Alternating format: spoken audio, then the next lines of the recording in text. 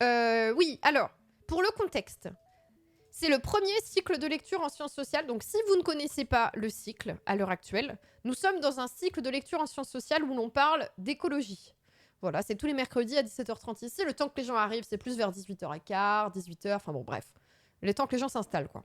Et que moi, je sois pas en retard non plus. Mais dans l'idée, en tout cas, aujourd'hui, et puis pour tous les mercredis à venir, jusqu'à fin novembre, nous sommes réunis pour lire un bouquin sur l'écologie qui s'appelle Écologie, le vivant et le social, comme c'est écrit ici, ou dans le point d'exclamation lecture que vous pouvez faire dans le chat.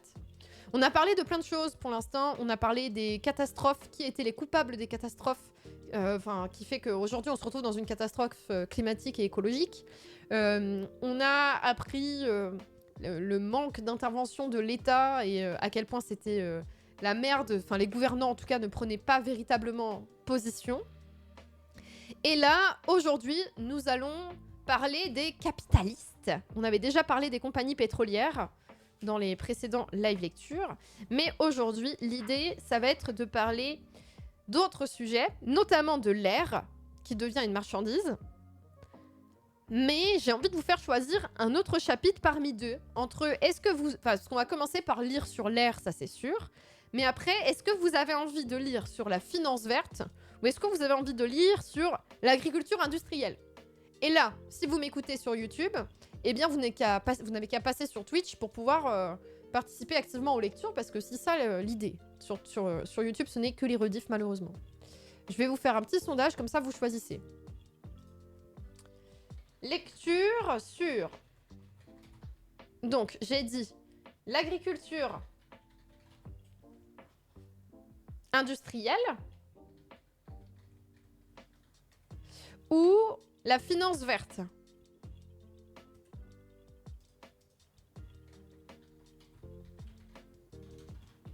En fait, il y a tellement de chapitres dans le bouquin que j'avoue que j'aime bien vous laisser choisir sur tout ça. Ça m'aide. Et donc, si vous avez... Enfin, en tout cas, si vous n'êtes pas trop habitué des live lectures de sciences sociales, je ne lis jamais les bouquins en entier en stream. On sélectionne des chapitres qui nous intéressent.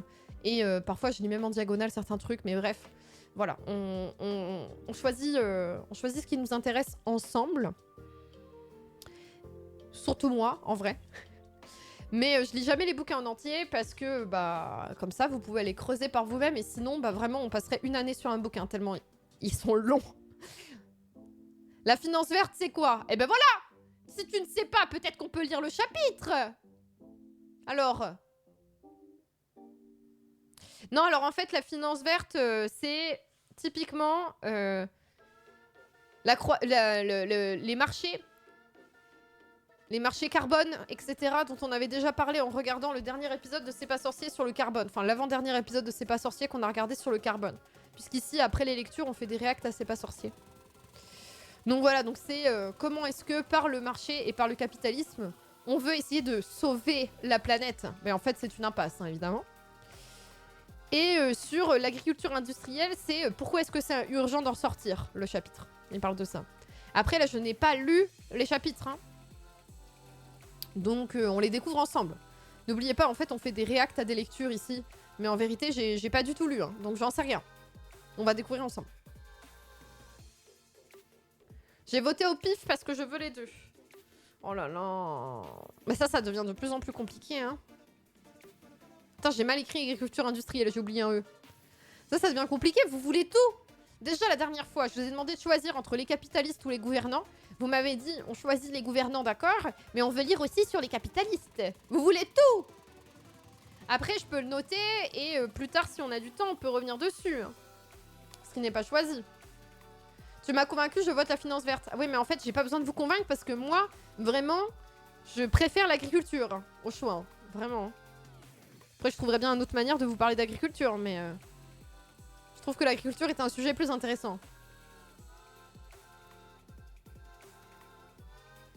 Bah, je peux vous montrer d'ailleurs... Ah ouais, c'est bien, super. Je vous ai bien montré. J'ai bien éclairé votre vote, là, littéralement. Bien éclairé. Non. Je vais ranger le setup parce que là, la lumière est un peu trop possédée par le démon. Donc ça va vous éclater les yeux. Merde, c'est pas ça que je voulais. Ça va vous éclater les yeux. Trop de lumière.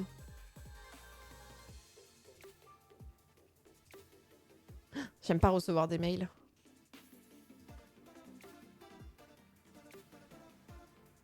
Je vous l'ai déjà dit ça. Je vous le dis. Je sais pas. Je suis en train de préparer le setup lecture, c'est pour ça que je parle pas. J'arrive pas à faire deux choses en même temps. C'est la finance verte qui l'emporte. Très bien. Eh bien, l'agriculture, je me le note comme peut-être plus tard. Donc là, on va lire finance verte et R. Ok. Très bien. Vous inquiétez pas, j'ai noté si on a du temps pour qu'on revienne sur les sujets qu'on n'a pas fait ensemble et qu'on aime bien. Tous les sujets qui m'intéressent pas, je vous les propose même pas. Hein. Donc dites-vous que quand je vous propose un truc, c'est que ça m'intéresse dans tous les cas. Donc culpabilisez pas. Concentre-toi, maudit, j'arrive pas à faire deux choses en même temps. Transformer la caméra, il faut qu'elle tourne. Voilà, elle a tourné. Et donc là... Pardon. Désolée pour les cris, mais c'est quand je panique, je me sens obligée de... Oui! Ça fonctionne! Pardon, désolée. Ça fonctionne. Ah. Donc vous voyez, on a lu ça là. On a fait fioup, tout ça déjà, et toute cette page. Voilà. Donc ça, c'est fait. Et là, on est dans là. Voilà. On a fait ça la dernière fois. Voilà. Donc il nous reste encore quand même tout ça à passer. Donc on a des streams jusqu'à la fin novembre. Easy peasy. Hein. Donc la finance verte. Alors, page 205. Page 205. On avance bien le chat. Capitalisme sans issue. Ah, c'est joyeux. J'ai voté agriculteur uniquement pour me faire bien voir. Alors, les votes sont anonymes. Aïe, aïe, aïe, aïe, aïe. J'aurais dû vous le dire, les votes sont anonymes. Par contre, si vous voulez vous faire bien voir, vous pouvez aller regarder le dernier best-of C'est pas sorcier si vous l'avez pas fait. Ou vous abonner à la chaîne YouTube principale. Puisque je m'acharne à créer du contenu dessus. Et il va y en avoir maintenant régulièrement. Et pour une fois, ce n'est pas une promesse en l'air puisque j'ai beaucoup de contenu d'avance qui est prêt. Et d'autres projets dans les cartons. Donc le nombre de fois où je vous ai dit il y aura du contenu sur la chaîne YouTube et il y en avait 2 par an, et bien là c'est 1 par mois. Donc allô, mais là on est sur quelque chose de vraiment révolutionnaire. Voilà. J'aime bien qu'on m'explique que la loi du marché va sauver la planète, c'est toujours un grand moment de rigolade. Bon bah alors c'est parti pour le LOLs. C'est parti. Donc, la finance verte pour sauver la planète financière. C'est écrit par Lucie Pinson, qui est fondatrice et directrice de Reclaim Finance. Qu'est-ce que c'est que ça? Allez, ça commence par un check de facts. J'ai pas ma souris.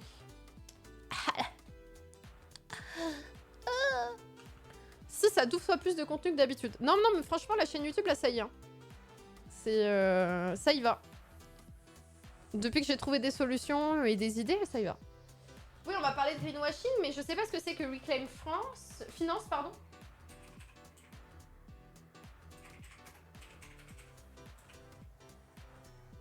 Ah putain, c'est une ONG.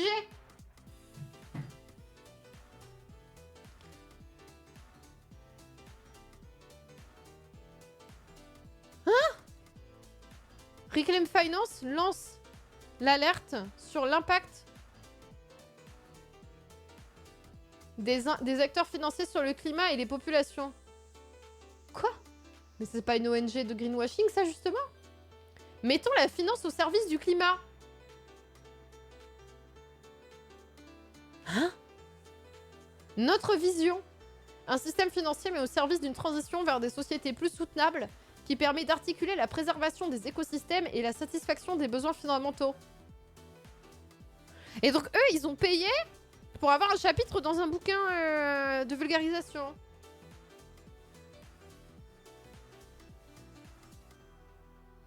Quoi? Nous menons des recherches sur les pratiques des acteurs financiers, comment elles soutiennent ou freinent la transition écologique. Mais il faut abattre la finance! Il faut pas rechercher si ça aide ou pas la transition écologique!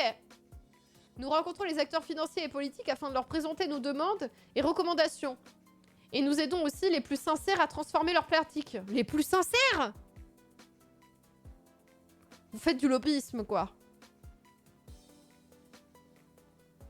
Nous exposons publiquement les acteurs financiers qui freinent les régulations en matière climatique. C'est super. On va pas lire ça. Reclaim Finance, c'est plutôt pour couper toute finance au pétrole et mettre dans la finance dans le renouvelable. Oui, oui, oui. Bah, diversité des tactiques, pourquoi pas, mais...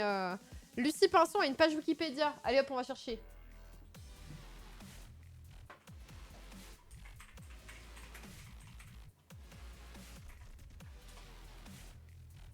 Militante en faveur de la transition énergétique. Aujourd'hui à la tête de l'ONG Reclaim Finance. Mais c'est... Attends, mais sa photo, c'est en visio, on la screen et voilà. Qu'est-ce que c'est que ça? On dirait moi en réunion. Qui promeut le désinvestissement des énergies fossiles. Ouais, c'est ça. D'arrêter de mettre de l'argent dans les énergies fossiles. Elle a une licence en histoire et en sciences politiques. Master en sciences politiques et en politique du développement. Au cours de ses études, elle participe à l'organisation de contre-sommets du G8 et du G20. Oui, donc elle sait comment fonctionne le monde politique. Et elle essaye de faire du lobbyisme pour changer les choses à partir de ce qui se passe directement chez les décideurs, quoi. Elle a commencé chez les Amis de la Terre. Elle s'oriente sur la question des énergies fossiles, notamment le charbon. D'accord. La stratégie de Lucie Pinson est de s'attaquer à la filière du charbon en coupant leur financement. Elle s'approche des acteurs bancaires et milite auprès d'eux pour qu'ils cessent les investissements dans les entreprises extrayant du charbon. Et elle fait le name and shame, c'est ça. Elle donne le nom des gens qui participent à tout ça et du coup, ils portent la honte sur eux. Ouais. Ok. Elle collabore ponctuellement dans l'hebdomadaire français Politis, qui est un hebdomadaire de sciences politiques. Ouais. Elle est dans un blog hébergé par une alternative économique aussi. Donc elle a quand même l'habitude d'écrire aussi sur ces sujets-là, au-delà d'avoir monté cet assaut, d'accord. Bon, en gros, c'est diversité des tactiques, quoi.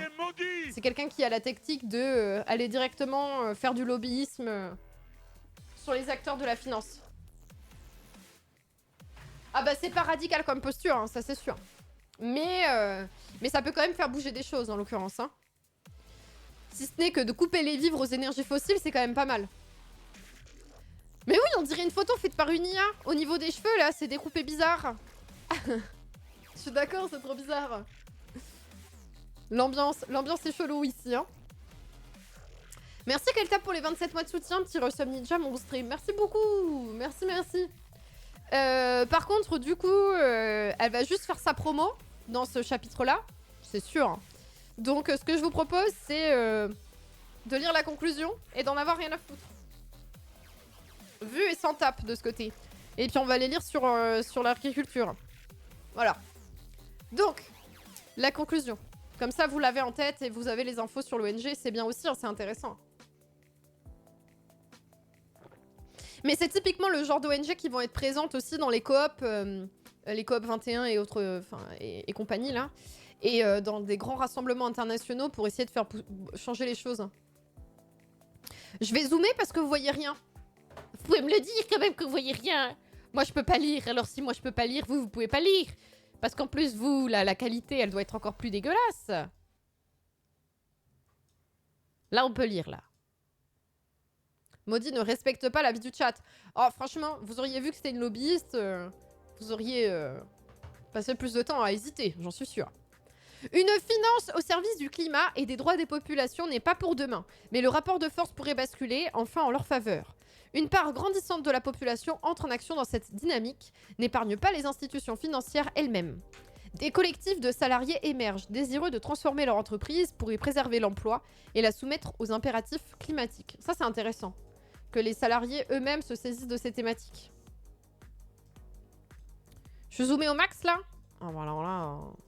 Ah bah alors là... Il va falloir faire ça, alors. Ok. Les premières étapes de leur feuille de route sont limpides à la jonction des conclusions des plus hautes autorités scientifiques, énergétiques et politiques pour la planète. Ok. Bon, en tout cas, quand les gens se mobilisent, c'est en accord aussi avec ce que disent les conseils scientifiques de il faut qu'on se bouge et qu'on rende nos entreprises aussi plus vertes.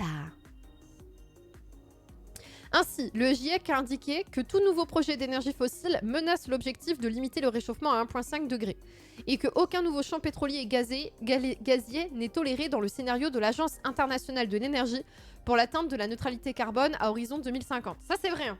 Il faut absolument aucun nouveau chantier pétrolier. Enfin, en tout cas, d'énergie fossile en général, charbon, c'est inclus, tout ça. Pour qu'on puisse tenir sous la barre des 2 degrés. Hein. C'est très, très important. Des syndicats, bah là, il y a écrit collectif de salariés. Donc, c'est pas directement par le syndicat.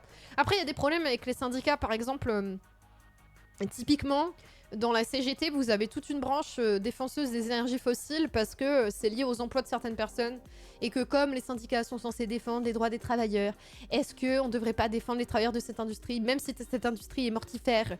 Eh bien, ils ne veulent pas perdre leur travail quand même. Alors qu'en fait, c'est des boulots qui niquent leur santé. Et du coup, si tu veux travailler sur les droits des travailleurs, enfin, si tu veux aider les travailleurs et travailleuses, il faut aider à faire une transition pour qu'ils puissent quitter cette industrie et se former vers d'autres industries. Mais c'est pas possible, en fait. C'est meurtrier pour la planète, mais c'est meurtrier aussi pour les gens qui bossent là-dedans. Hein. Personne n'a envie de bosser dans le charbon ou le pétrole. C'est horrible. C'est horrible comme industrie. Le secrétaire général des Nations Unies, Antonio Guterres, déclarait: j'appelle tous les acteurs financiers à abandonner le financement des énergies fossiles et investir dans des énergies renouvelables. Comme pour le tabac, ceux qui tirent profit des énergies fossiles et leurs complices financiers ne doivent pas échapper à leurs responsabilités. À tous ceux engagés pour la justice climatique de se mobiliser pour contraindre les acteurs financiers à prendre la mesure de ces limites climatiques. Bon, bah vous voyez, c'est ce qu'on a lu sur sa page Wikipédia, c'est ce qu'elle fait comme travail et c'est ce qu'elle promeut du coup dans ce chapitre-là. Où elle, du coup, elle doit expliquer... Elle doit expliquer les enjeux de justement essayer de faire basculer pour éviter de financer... on arrête complètement le financement des énergies fossiles. Eh bien, j'avais proposé de lire sur l'agriculture à la place. On lit sur l'agriculture. Voilà, l'agriculture, c'est ici. Je vais me passer en plein écran complet. Voilà, c'est peut-être plus lisible comme ça. Voilà. On se mardi. C'est écrit par Thomas Leroux, qui est historien, qui travaille au CNRS et au GRHEN, graines, aux graines. Il plante sa graine. La préfecture de Seine-Maritime dit: le 26 septembre 2019, de la fumée s'échappe de l'usine Lubrizol, classée Céveso, une forme de nuage odorant mais sans toxicité aiguë. Oh, mais comme c'est bizarre, dans ma boîte aux lettres, cette semaine, j'ai reçu un petit fascicule de la métropole de Lyon disant risque industriel, tous concernés. En mode, y a une usine qui peut péter à tout moment ou un petit nuage de fumée toxique apparaître au-dessus de notre ville à tout moment. Voilà. Bon, après, à Lyon, on cumule les risques. On a beaucoup de risques différents parce qu'on a un barrage, on a une centrale pas très loin, on a beaucoup d'industries très polluantes et on a aussi des laboratoires qui travaillent sur des virus. Voilà, bon, ça, il y a très peu de chances que ça s'échappe, mais en tout cas, voilà. Il y a des laboratoires avec des très gros risques sanitaires. De base, voilà, on cumule tout. Ensuite, il y a Édouard Philippe, le Premier ministre, qui dit le 30 septembre 2019 « Les odeurs sont dérangeantes, pénibles, mais pas novices. » Bien sûr. Respire ce nuage de fumée toxique, t'inquiète, c'est pas novice. T'inquiète, c'est ça que j'ai dit, c'est vrai. Si je le dis, c'est que c'est vrai. Lubrizol, c'était une entreprise qui s'occupait de trier des déchets dangereux qui venaient des déchetteries, de différentes déchetteries. Ouais. Non, mais c'est pas dangereux quand tu respires. C'est comme le nuage de fumée, il s'est arrêté à la frontière. Franchement, c'est parce que vous y connaissez pas.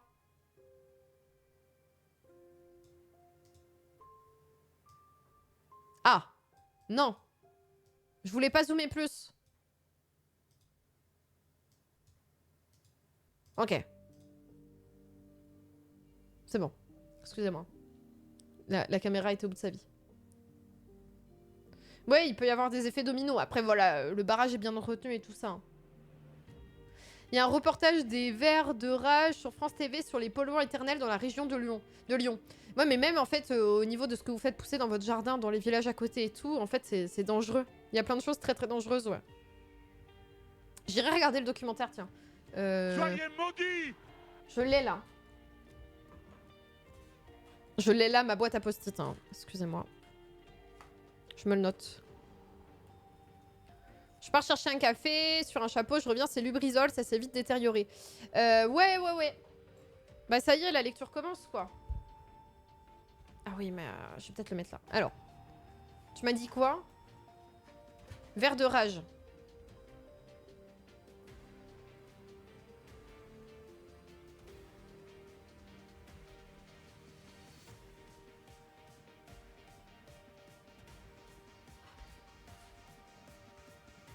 Beaucoup d'amis de la région, même loin de Rouen, avaient des pluies noires. Assez dur de croire que tout va bien, c'est clair.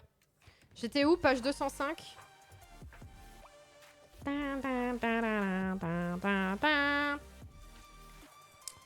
Ça y est, j'ai perdu la page parce que j'ai pas mis de...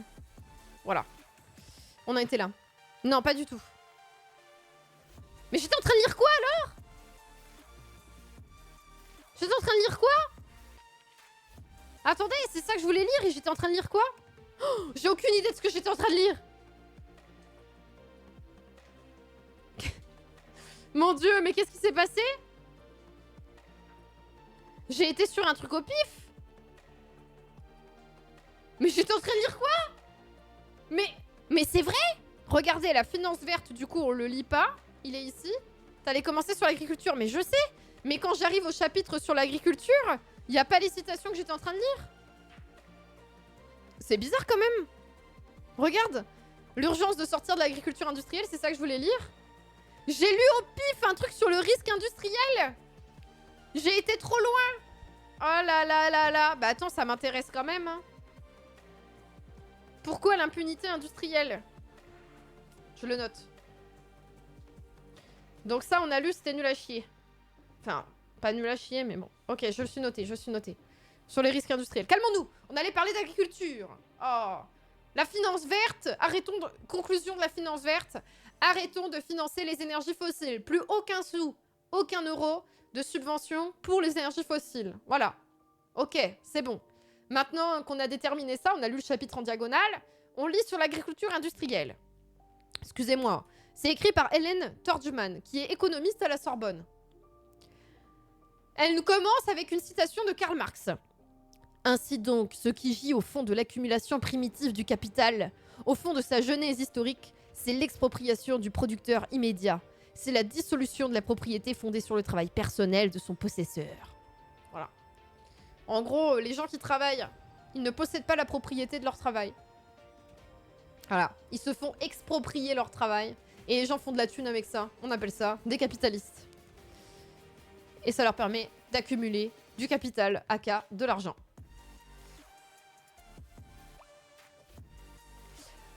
Ok. Le titre de cet ouvrage, Écologie, le vivant et le social, convient particulièrement à l'agriculture, dont l'évolution, depuis son apparition il y a 12 000 ans, articule de manière à la fois très étroite et variée les interactions entre les êtres humains et leur milieu naturel. Cette évolution millénaire a donné naissance à de multiples systèmes agraires de par le monde, à la fois géographiquement et historiquement situés. Donc on a eu des manières de faire de l'agriculture très différentes au cours de notre histoire, en fonction de à quelle période c'était ou quelle population le faisait. J'ai l'impression que c'est flou là, quand je lis, ça me rend dingo. Ah mais non, mais c'est parce que j'appuie pas bien. Oh là là, ça rend ouf. On va y arriver, hein. Promis, on va y arriver. Ok.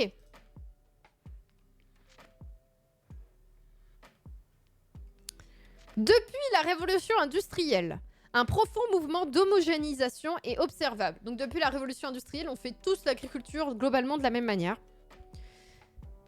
Et ça ne fait que accélérer depuis. À la fin du 19e siècle, dans les pays du Nord global et à partir des années 60 dans un certain nombre du pays du Sud global, un nouveau système agraire a progressivement été mis en place qui emprunte aux méthodes de l'industrie, d'où sa dénomination d'agriculture industrielle. Division du travail, évidemment, pour produire plus. Ce type d'agriculture tend aujourd'hui à s'étendre dans le monde entier, détruisant l'incroyable diversité léguée par des générations de paysans et s'imposant comme un modèle unique. Et le pire, c'est que c'est vu comme une avancée. Alors que ça prend pas en considération les spécificités locales et que ça détruit complètement le sol, les animaux, les personnes qui travaillent dans ce milieu-là. Enfin voilà, c'est terrible. Donc la première chose, c'est un accroissement considérable des rendements agricoles. Ce modèle est fondé sur 3 piliers. Tout d'abord, avec l'apparition de la machine à la vapeur, puis des modèles thermiques, les tâches ont été mécanisées, c'est ça.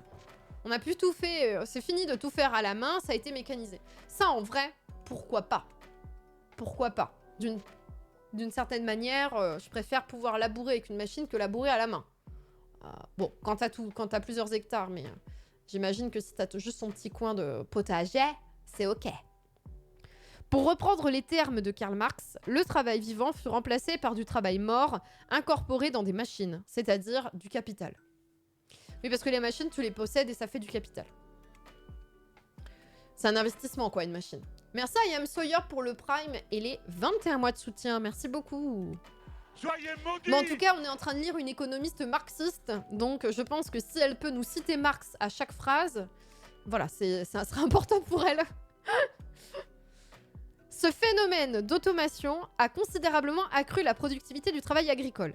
Alors qu'au début du XXe siècle, au nord, un agriculteur pouvait travailler seul sur une dizaine d'hectares, il peut aujourd'hui gérer une cinquantaine d'hectares, voire plus. Donc tout seul, parce qu'il y a des machines, un agriculteur peut gérer maintenant 50 hectares.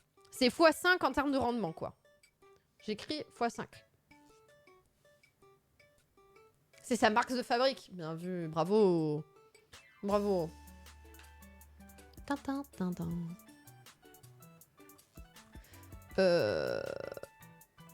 Par contre, quand j'écris dans le chat, là. Oui, nous avons un problème avec cette scène. C'est qu'il n'y a pas le chat, du coup.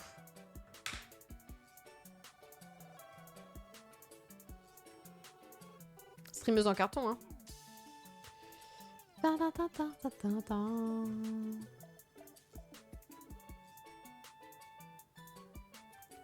Lecture sans chat.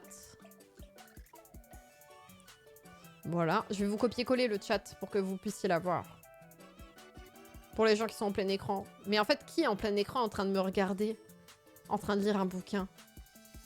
Je sais pas, mais dans le doute, peut-être il y a un public pour ça. Dans le doute, je vous mets là.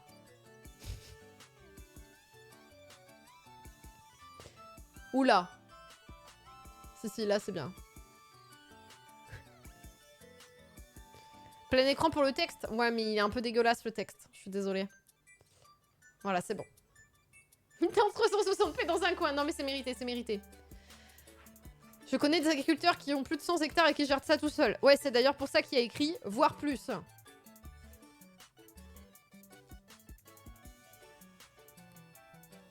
Mais bon, je pense qu'elle est économiste en termes de chiffres. Je pense qu'elle maîtrise mieux que toi. J'ai un doute. Je voudrais pas m'avancer. Mais je pense qu'elle dit que, en général, ils ont tendance à gérer une cinquantaine d'hectares. C'est que la plupart des agriculteurs seuls doivent gérer à peu près une cinquantaine d'hectares. Même s'il y a possibilité de plus, vu qu'elle dit voire plus. Ok. Ce mouvement continue de s'approfondir. Les progrès de la robotique et de l'intelligence artificielle permettent d'envisager de construire des robots autonomes rendant les agriculteurs totalement inutiles. Mais pardon, mais pourquoi faire? Au secours! Qu'est-ce qu'on est en train de faire là? On se dirige ainsi vers une agriculture sans agriculteurs. Ok, donc ça c'est le premier pilier de l'agriculture industrielle aujourd'hui. Donc, attendez. Là, normalement, quand il y a des trucs comme ça, je les écris en note de bas de page. Donc, 3 piliers de l'agriculture. Industrielle. Ah, au secours. J'ai pas la place pour écrire. Donc, on a dit 1. Mécanisation.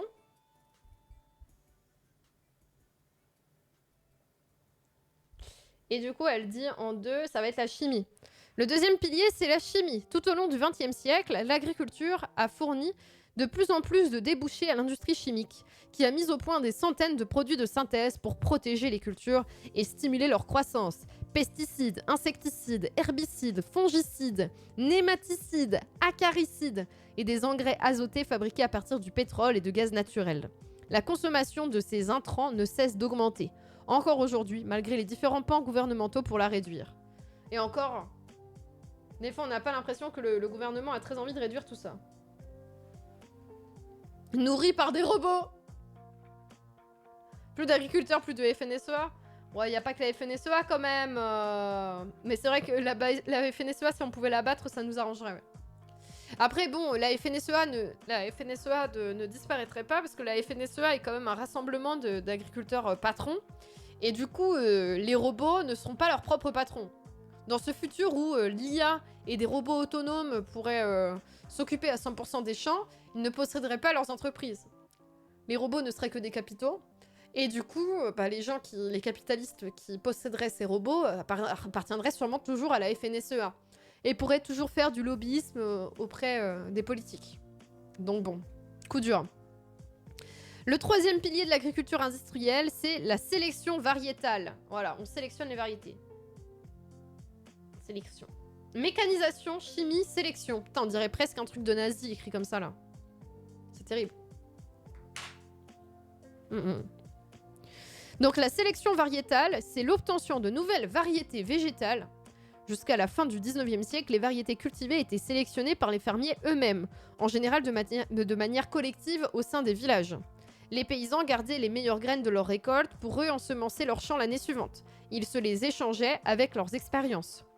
C'est ainsi qu'à l'aube du XXe siècle, l'humanité disposait de millions de variétés cultivées, léguées par les générations de paysans depuis 12 000 ans. Par exemple, plus de 10 000 variétés de tomates et plus de 100 000 variétés de riz, chacun spécifiquement adapté aux conditions pédoclimatiques.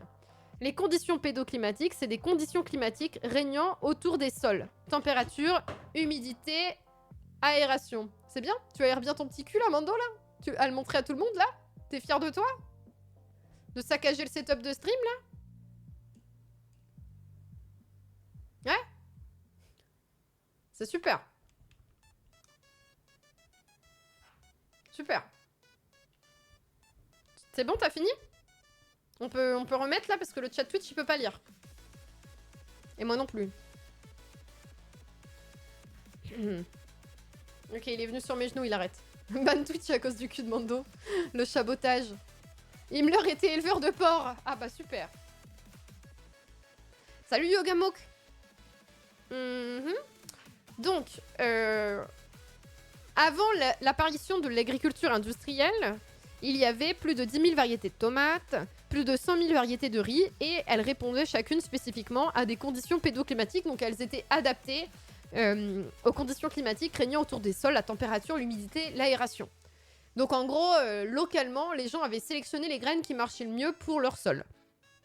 C'était adapté du coup à la culture locale, c'est-à-dire à l'infinie diversité des terroirs, d'où le fait qu'on avait autant de variétés. Avec l'industrialisation et la spécialisation des tâches qui lui est consubstantielle, l'obtention variétale est devenue un métier à part entière. C'est ça. Du coup, il y a une division du travail et c'est plus les paysans eux-mêmes qui vont sélectionner leurs variétés, mais il va y avoir des gens dont ça va être le travail. Ça s'appuie sur le progrès des sciences de la vie, de la biologie et de la génétique, et maintenant de la génomique. La génomique, c'est l'étude des génomes, des différentes expressions des gènes, leur place dans le génome, les liens entre les gènes et leurs fonctions. Ça a été développé dans la foulée des outils de séquençage, et plus généralement dans la bioinformatique dans les années 90-2000. Bon, les gens qui aiment les vraies sciences, on est presque dans un épisode de C'est pas sorcier là avec le génome, hein. Donc ça a été développé grâce à la génomique et aux biotechnologies. Ok. Les biotechnologies, c'est des technologies dont les matières premières sont vivantes, comme les micro-organismes, les variétés végétales. Les processus de production reposent sur des processus biologiques, comme de la fermentation par exemple. Les produits finis peuvent être vivants, comme des micro-organismes, ou pas, comme des plastiques verts issus de la fermentation d'amidon. Ça se développe à partir des années 70-80 avec le début des bricolages génétiques, la découverte de l'ADN recombinant. C'est promu par l'OCDE et de nombreux gouvernements car ça serait au fondement des économies vertes et bleues. Donc en gros, pour aller vers la transition écologique, plutôt que d'aller vers un mode de fonctionnement, on va dire, qui est plus sobre, on a tendance à encore vouloir développer des technologies, quoi. Ouais, les plastiques verts, c'est du recyclage ou c'est utilisé l'amidon, là, par exemple. J'ai vu pas mal de poches plastiques qui étaient en amidon. Les sélectionneurs désirent évidemment être rémunérés... Ouah, désolé, j'ai tout cassé. Être rémunérés pour leur travail et mènent une intense activité de lobbying pour avoir le monopole de l'obtention variétale. Ouais, d'accord.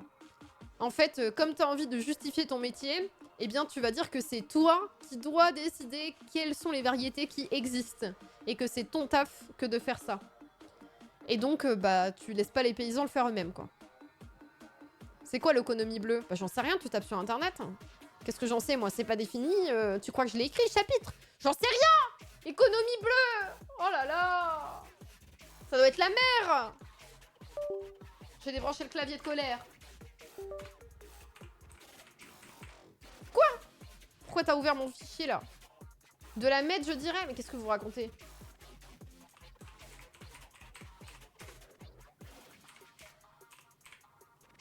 Économie bleue. La santé des océans, des côtes et écosystèmes des eaux. Bah voilà. La mer qui nourrit les hommes. Voilà. Voilà, voilà, voilà. Non mais au moins maintenant on est sûr. Disons qu'on est parti de l'intuition et on est arrivé à quelque chose de vrai. C'est beau. Il y a du pétrole dans les plastiques verts car d'un point de vue moléculaire, que des molécules d'amidon ne peuvent pas être liées. Ouais, je vois. Je vois l'enjeu. Je suis attaquée par mes cheveux, attendez. Je les attache légèrement histoire d'être tranquille. Juste assez pour être tranquille. Très bien, nous avons l'info. Ok. Donc les sélectionneurs, ils veulent justifier leur taf.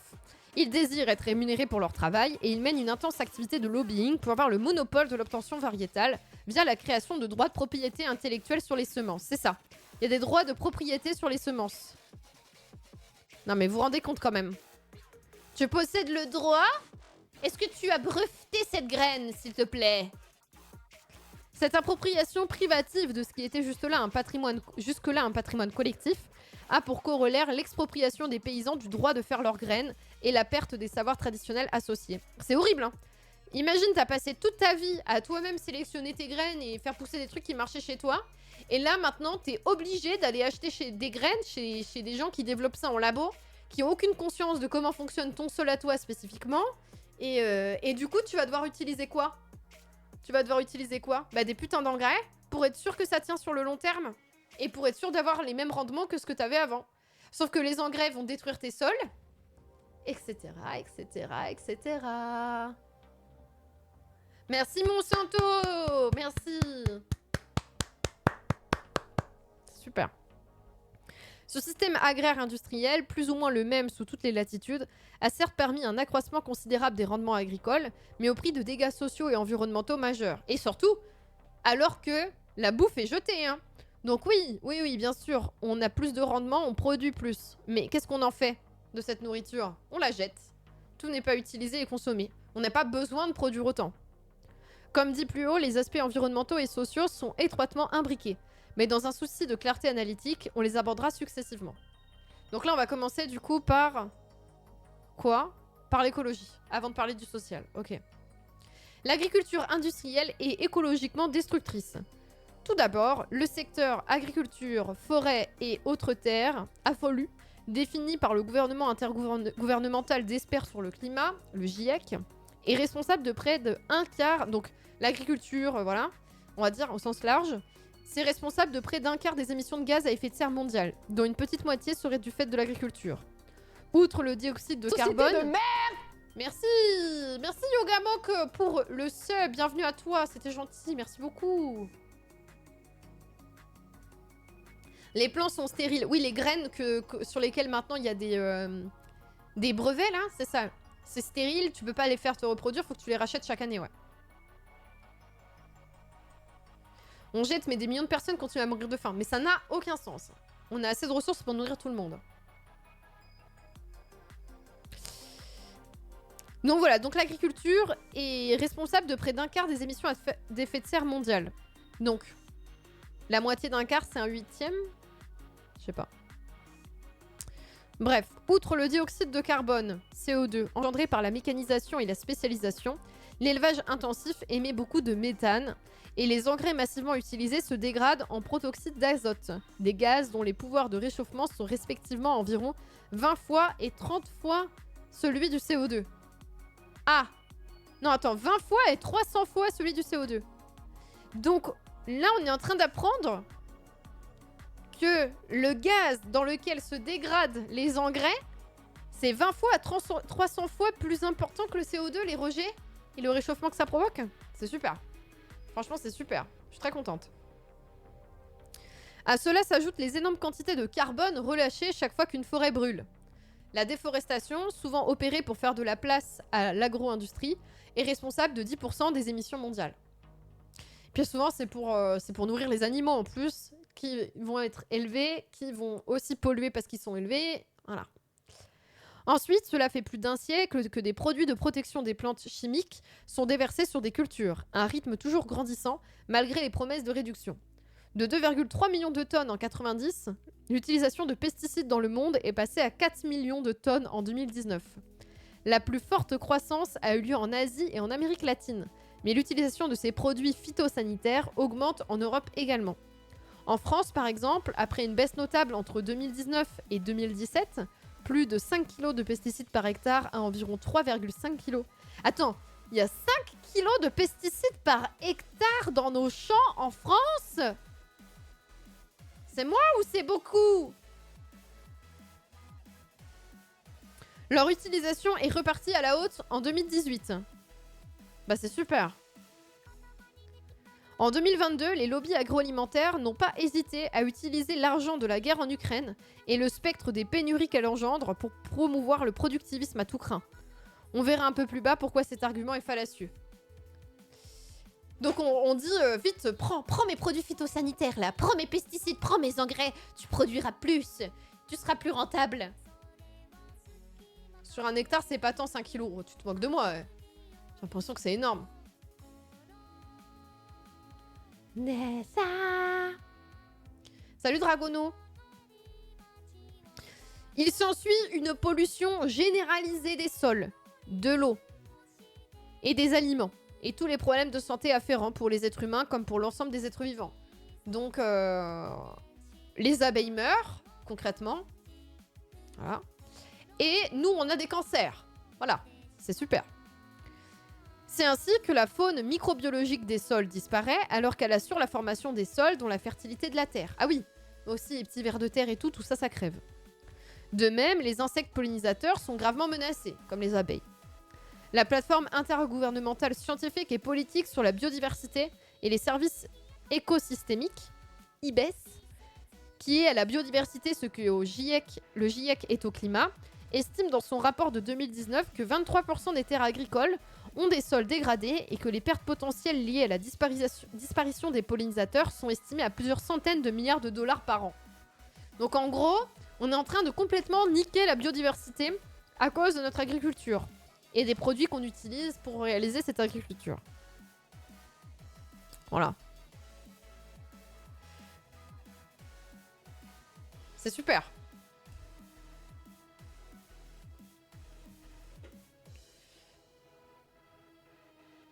Ça y est, vous êtes en train de faire des maths dans le chat, c'est beau.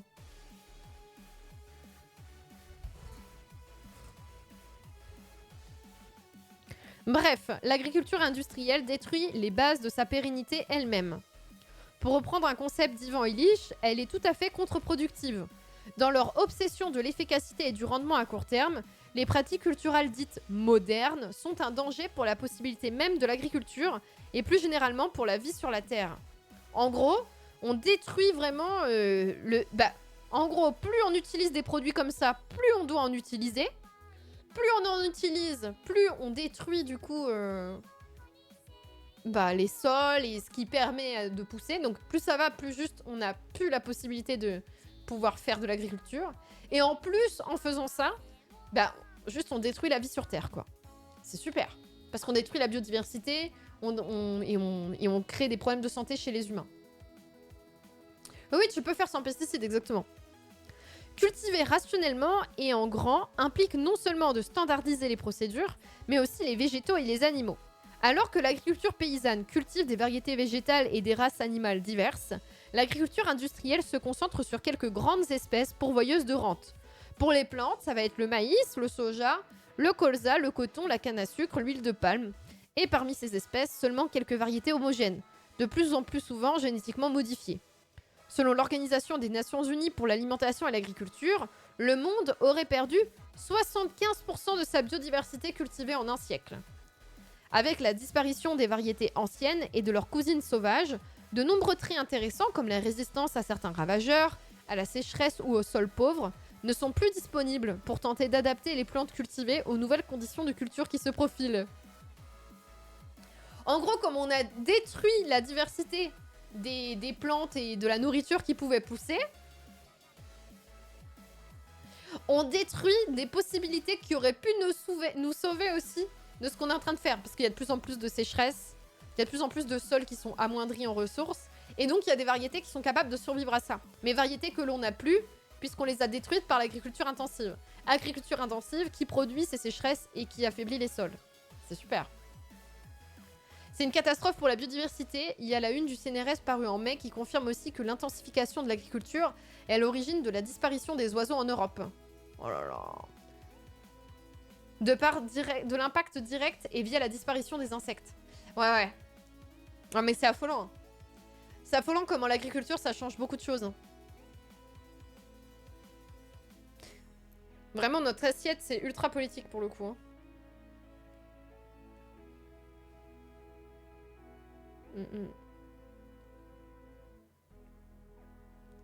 Ce n'est pas grave, répondent les apprentis sorciers des biotechniques qui promettent de créer de nouvelles plantes plus efficaces. C'est ça. Il y a des choses qui existent, qui sont des cultures locales qui existaient, des variétés locales. Et là, non mais t'inquiète, on va vraiment trouver, là, le truc, l'innovation. Attends, l'innovation biotechnique arrive. Regarde son assiette. T'es politique, toi? Salut LP de fleurs.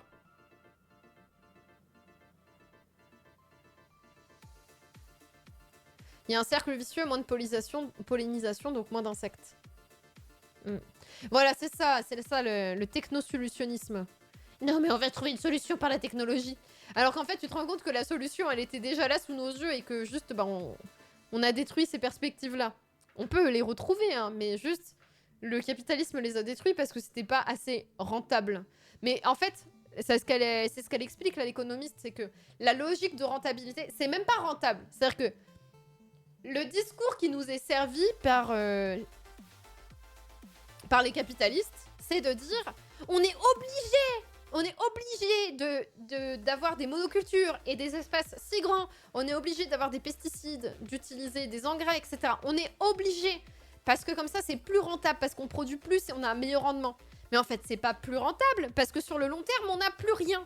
Donc c'est rentable de manière très court-termiste, parce que déjà rien qu'aujourd'hui, là maintenant ça a tout détruit là maintenant quoi. Enfin, là en 2023 c'est la merde quoi.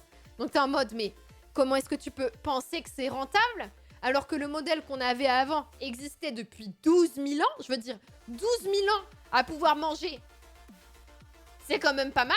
Alors il y a eu des famines, il y a eu des problèmes et tout, mais globalement on pouvait améliorer les choses, mais ça tenait à peu près depuis 12 000 ans. Et là, en une petite centaine d'années, c'est capable de tout détruire comme ça, là. En un petit siècle. Bon, arrêtez. Arrêtez.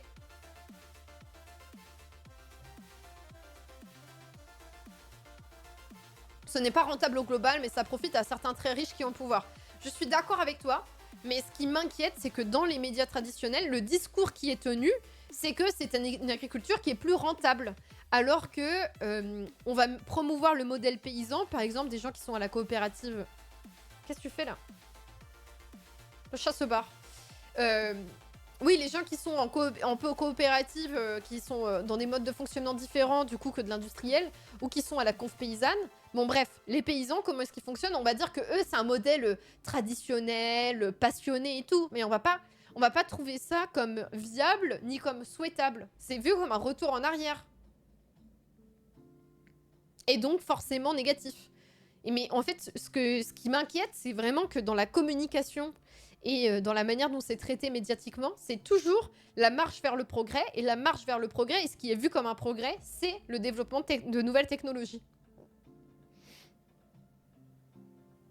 Quand bien même, déjà, ça n'apporte pas de solution, et qu'en plus, les solutions que ça apporte mettent en péril des vies.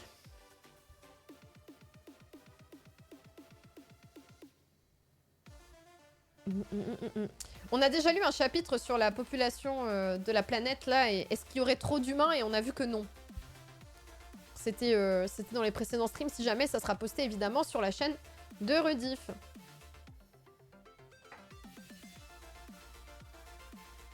Oh, mais tu crois qu'il y a 12 millions, il y avait des cerises et des melons à Noël?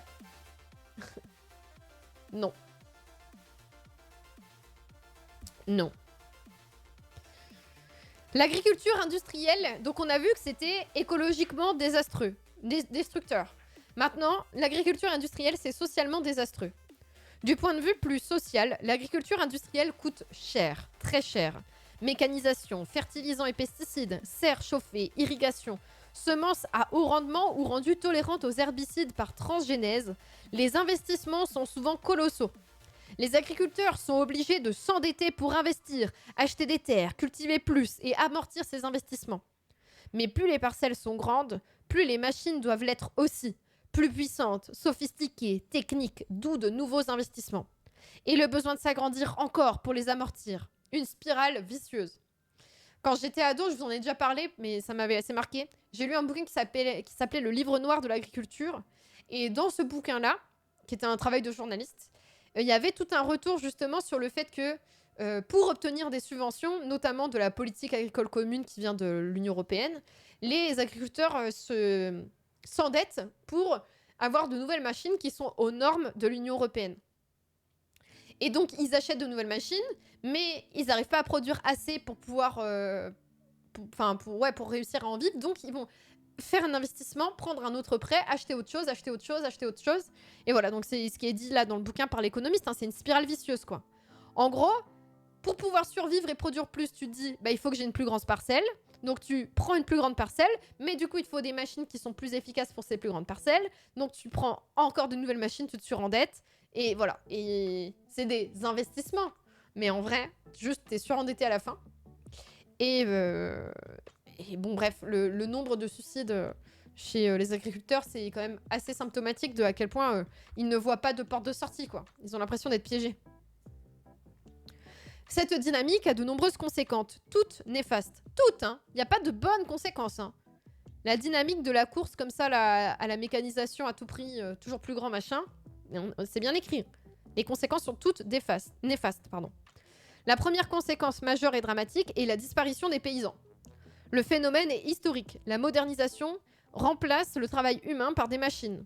Le mouvement a commencé dans le Nouveau Monde dès la fin du 19e siècle, en Europe occidentale au début du 20e siècle, avec une accélération après la Seconde Guerre mondiale, puis s'est étendu à de grands pays dits émergents comme l'Inde et le Mexique. Premier à faire de l'expérience de la Révolution verte dans les années 60. Partout, les fermes familiales et vivrières continuent de disparaître, quand elles n'ont ni capital à investir ni terre pour l'amortir.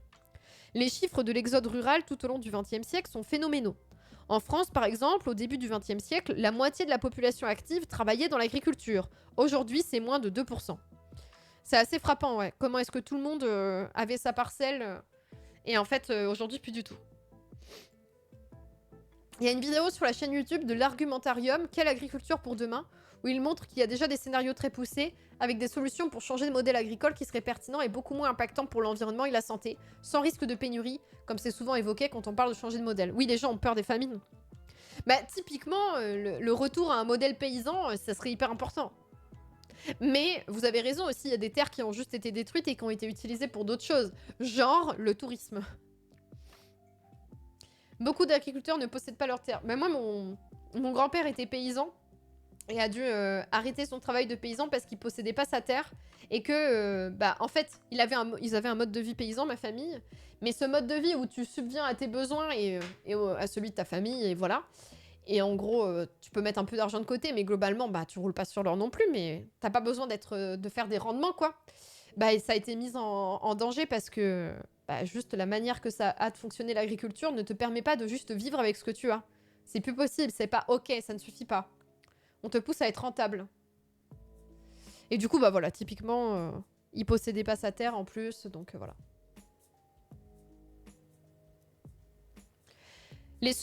Toutes les subventions à l'agriculture quasiment sont utilisées pour acheter des machines ou des pesticides. Donc c'est du détournement d'argent public pour des industries privées. Ça et puis acheter les graines. Donc oui. Même les terres cultivées de façon productiviste sont détruites. Oui, les sols, tu veux dire. Pourquoi ne pas rendre des espaces agricoles à la nature? Non mais qu'est-ce que ça veut dire rendre à la nature? L'homme est quand même depuis longtemps... Enfin tu vois, la nature... Il y a un espèce je sais pas, d'imaginaire fantasmé d'une nature intouchable qui n'aurait pas subi l'impact de l'homme et tout. Mais en vrai, on manipule... rien que déjà pour sélectionner, on l'a vu au néolithique, on l'a vu dans l'épisode de Fred et Jamy, c'est au néolithique que l'humain comprend qu'il peut faire de la sélection pour des variétés et qu'il peut comme ça mieux se nourrir. Du coup, c'est depuis très très longtemps que c'est le cas. Et c'est pas un problème en soi, en vrai.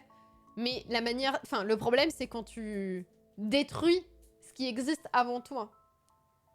Et que ça peut plus perdurer. Typiquement la biodiversité.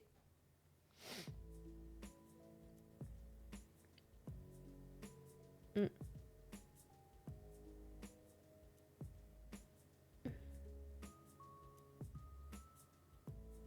Le réensauvagement existe et se pratique, mais à petite échelle. C'est ça. C'est ça.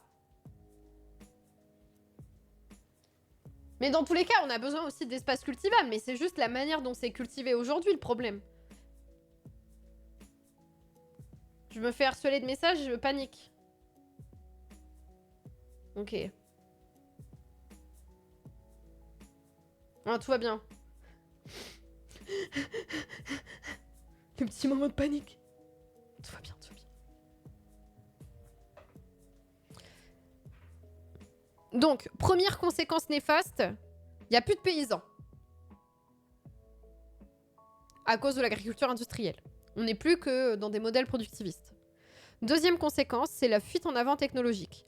Le matériel agricole est de plus en plus grand, complexe et maintenant connecté. L'agriculture du futur sera de précision digitale 2.0, quasi entièrement automatisée. Elle utilisera des nanocapteurs, des drones, des satellites pour collecter le maximum de données. Données météorologiques, sur la condition des sols, eau et nutriments, sur la maturation, sur les herbes adventices, sur des essaims de robots qui se déploieront dans les champs. Des logiciels d'aide à la décision à toutes les étapes du cycle de culture aideront l'exploitant à décider. Des antennes 5G couvriront les territoires. Cette vision techniciste est portée par les gouvernements et institutions des pays du Nord, mais se répand aussi au Sud. Les agriculteurs n'ont pas fini de s'endetter. Enfin, cette dynamique participe à des choix d'utilisation des sols désastreux pour la souveraineté alimentaire des peuples et des territoires. De gigantesques surfaces de terre sont dédiées à des agricultures non directement vivrières. Par exemple, des aliments pour le bétail, des agrocarburants, des composants agro-industriels, des arbres à croissance rapide. L'agriculture paysanne, qui pourtant nourrit la majorité de la population mondiale, n'occupe plus qu'un quart des terres cultivables de cette surface, et cette surface continue de se réduire sous la pression du mouvement d'accaparement des terres. Putain, c'est horrible. Les petits producteurs nourrissent le monde avec moins d'un quart des terres agricoles. C'est ouf quand même. Hein. Le monde paysan est juste en train de mourir. Faut soutenir les soulèvements de la terre et la conf paysanne. Hein. Qu'est-ce que je vous dise? Parce que pour le coup, il y a des gens qui luttent activement contre tout ça. Hein.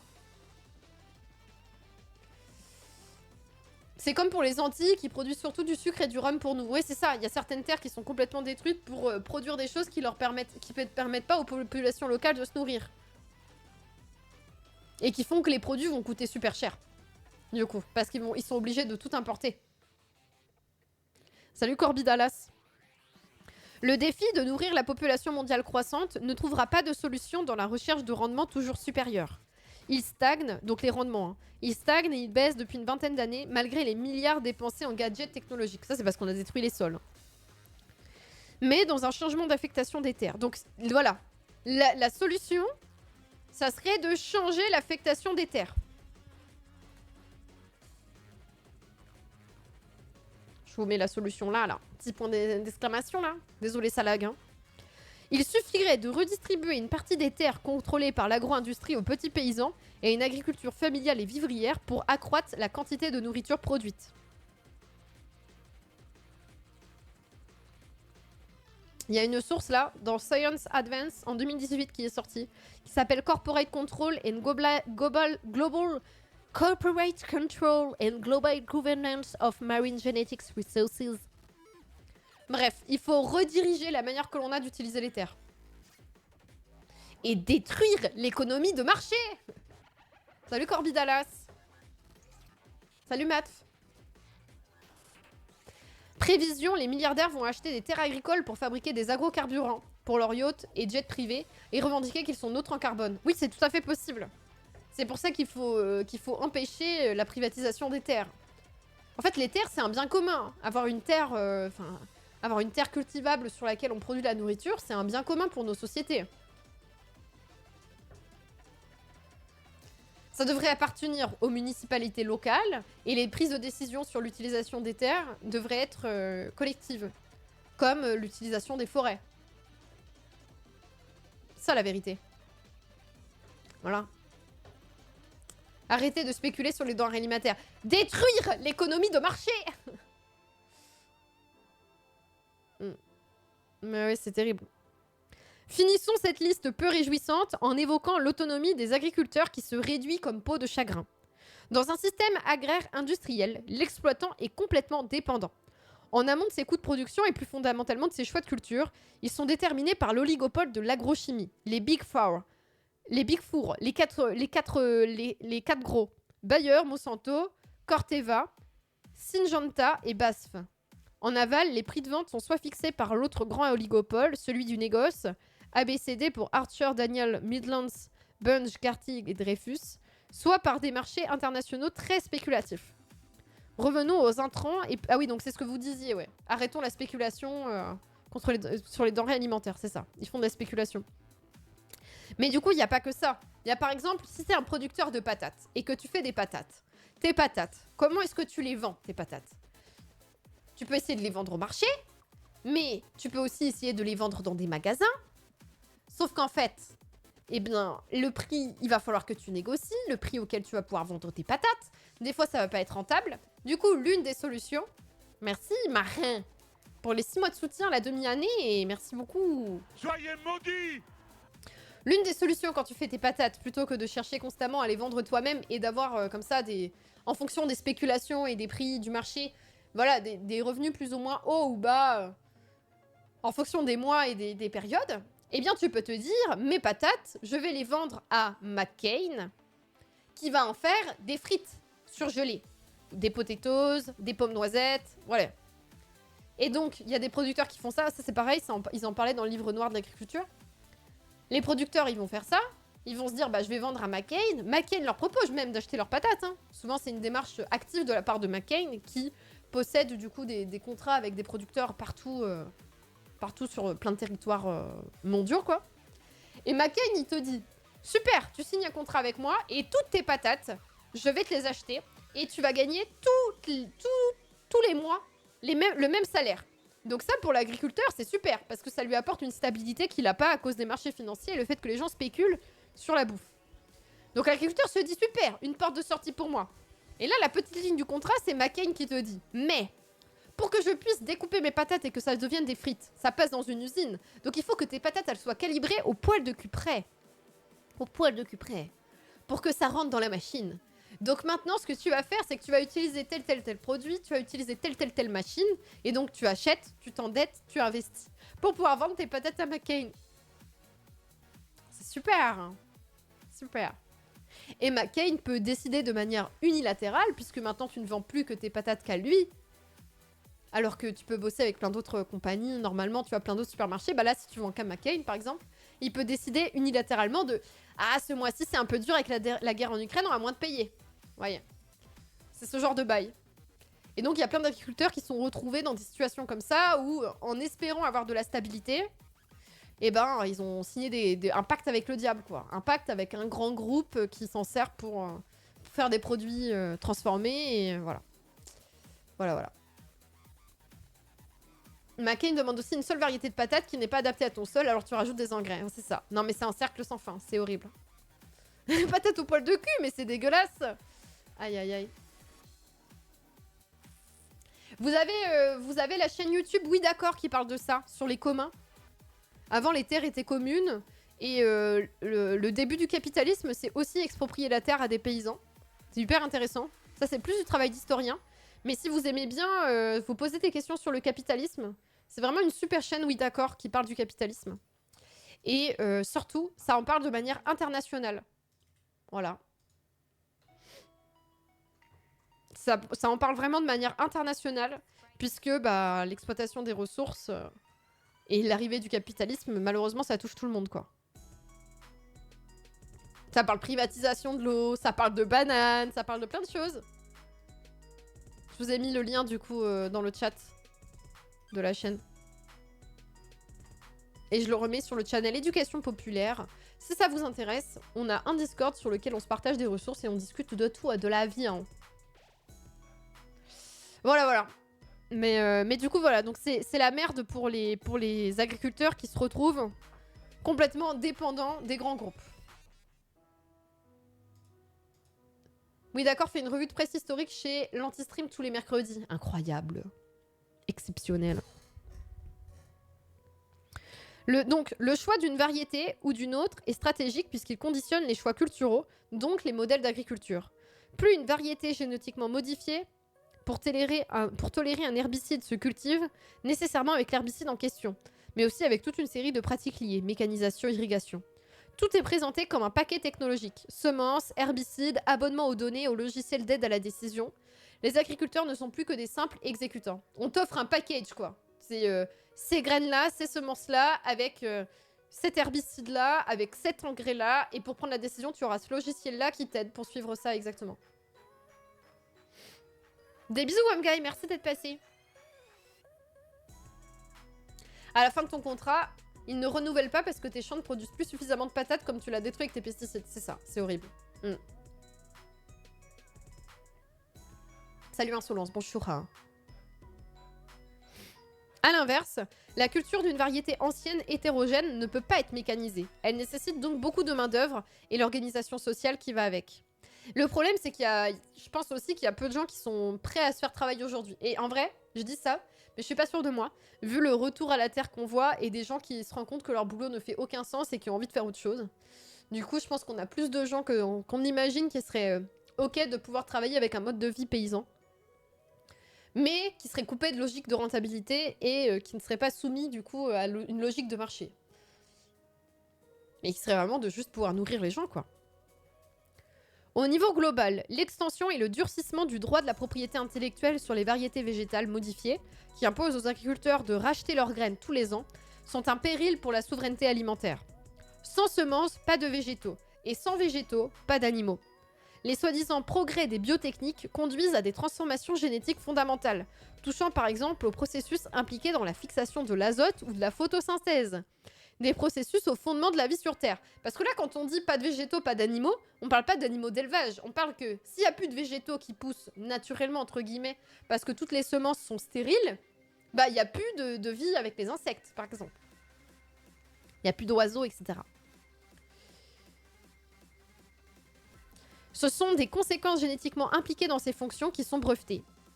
À quand Bayer Monsanto, propriétaire de la photosynthèse ? Nous n'y sommes pas encore, mais l'évolution est inquiétante. Par exemple, une étude menée sur 13 000 séquences génétiques marines brevetées appartenant à des organismes allant du microbe au cachalot montre que BASF détient 47%, les autres firmes 37% et la recherche publique seulement 12%. Quoi ?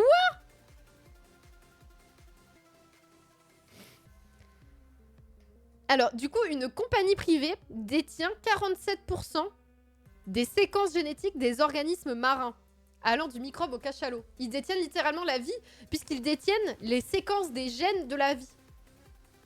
Mais comment est-ce qu'on a pu laisser faire ça ? Privatiser des gènes.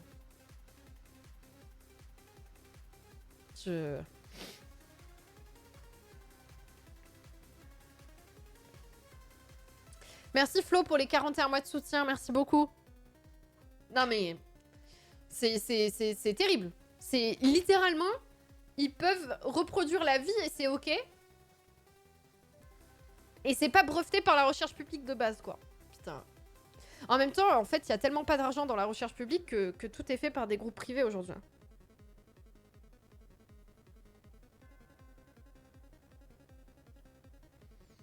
Mais dégagez!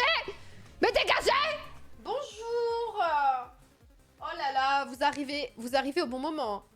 Bonjour les ratus. Merci Ultia pour le raid. J'allais éternuer là, j'arrive pas. Je suis bloquée. N'écoutez pas mon robot, il est toxique. Ah, ça va mieux, j'ai réussi à éternuer. Ok. Donc bonjour à toutes et à tous. Nous sommes en train de faire un live lecture sur l'agriculture intensive. Et après, on va parler de l'air. Et est-ce qu'on peut marchander l'air? Voilà. Donc si vous êtes des ratus, sachez qu'il y a des gens qui sont des plus gros rats que vous, puisqu'ils sont prêts, avec des choses qui font partie de la vie et du bien commun qu'on devrait tous partager, à se faire de l'argent. Donc là, par exemple, on vient d'apprendre qu'une compagnie privée détient 47% de la vie marine, dans le sens où, du microbe au cachalot, ils détiennent les gènes, les séquences des gènes. Voilà. puisque c'est des compagnies privées qui font majoritairement de la recherche aujourd'hui et qui financent la recherche, et qu'ils ont découvert les séquences de gènes de certains animaux et qu'ils les ont brevetées. Ils les ont déposées en tant que propriété intellectuelle. Voilà. C'est pas exceptionnel, ça? Voilà. La propriété privée qui s'étend partout, c'est ça. Et donc, typiquement, dans l'agriculture, ça fait que les agriculteurs ne peuvent pas eux-mêmes faire leurs graines. Et ils sont obligés d'acheter à des grands groupes industriels. Et du coup, c'est tout le temps les mêmes graines. Et on te les vend avec tout un packaging d'engrais, d'herbicides, de logiciels. Enfin bref, il faut que tu apprennes à les utiliser. Et voilà. Et du coup, tu n'as pas d'autonomie dans ta production. Et tu es soumis au bon vouloir de ce grand groupe. Ils font quoi de l'ADN de cachalot? Ils peuvent en faire ce qu'ils veulent après, quoi. Non, c'est OGM. Ils transforment les choses génétiquement. Hein. C'est ça. Ils te vendent des choses qui sont génétiquement modifiées. Hein. C'est ça. C'est pas les génomes des Islandais qui avaient été brevetés par le privé. Alors ça, je sais pas du tout. Je m'y connais pas très bien en ADN. Hein. T'as un mec, un jour, il va déposer un brevet sur les gènes humains et dès qu'on procrée, on lui doit des thunes. Bah écoute... Enfin, là, ce qu'elle disait plus, c'est que peut-être un jour, Monsanto, ils pourront mettre un brevet sur la photosynthèse et dire, comme on a compris de A à Z comment fonctionne le processus de photosynthèse, nous pouvons peut-être le breveter. Et donc, après, c'est le même truc, hein, c'est des technosolutionnistes. En gros, c'est des gens qui apportent des solutions qui sont des fausses solutions, hein, évidemment, qui apportent des solutions via la technologie, un peu à la Elon Musk. Et du coup... ça va être par exemple de faire des robots à la place des abeilles pour polliniser parce que en fait les pesticides ont détruit les abeilles et autres pollinisateurs et donc on va faire ça mécaniquement avec des robots. C'est ce genre de bail quoi, vous voyez. C'est ce genre de situation dans laquelle on est en train d'aller. Aka le mur. Salut Noxmos. Du coup ici on fait des live lectures de sciences sociales tous les mercredis à 17h30. Et là, voilà, on était en train de parler de l'agriculture industrielle et vraiment, ça détruit tout. Hein. Ça détruit la planète, ça détruit les agriculteurs. Les paysans ne peuvent plus exister, donc on n'a plus que des gros agriculteurs. Les petits agriculteurs se suicident. Bref, il n'y a rien qui va. Voilà. Oui, ça va arriver les robots abeilles. C'est même pas une dystopie à la... J'ai oublié le nom de la série. C'est pas... On est dans Black Mirror. On est dans un épisode de Black Mirror ou quoi? Ouais, c'est même pas du Black Mirror, quoi. C'est vrai, quoi. C'est terrible. Merci Mérigi pour les 15 mois de soutien. Merci beaucoup. Donc, sortir de toute urgence de ce modèle mortifère pour développer de l'agroécologie à grande échelle. Donc on arrête l'agriculture, admettons, on arrête l'agriculture industrielle. Qu'est-ce qui se passe? Ces nuisances du système agraire industriel sont connues depuis longtemps et de plus en plus de scientifiques, agronomes, écologues, climatologues, mais aussi des juristes et des sociologues, appellent à sortir de toute urgence de ce modèle pour développer une agriculture à grande échelle. Comme son nom l'indique, cette dernière résulte du croisement entre l'écologie et l'agroéconomie. Qu'est-ce que c'est? Qu'est-ce que ça veut dire? C'est à la fois une science récente et un ensemble de pratiques dont certaines sont connues depuis très longtemps et d'autres juste inventées. Du point de vue scientifique, il s'agit de sortir du réductionnisme d'une analyse de seuls les rendements, parcelle par parcelle, afin d'embrasser l'écosystème cultivé dans ses multiples interactions. Alors, c'est ce qu'on avait dit plus haut, tout à l'heure, qu'en fait, quand on croit que l'agriculture industrielle, elle est rentable qu'à court terme, ou combien cette parcelle produit de ressources, mais en fait, comme tu détruis les sols et que tu détruis tout, en fait, plus ça va, moins c'est rentable. Donc, il faut penser à long terme.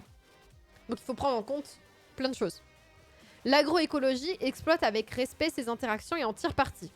Par exemple, plutôt que d'épandre des tonnes d'engrais azotés, on plantera des légumineuses en culture associée, intercalées par exemple avec des haricots ou entre des haies d'arbres comme des acacias.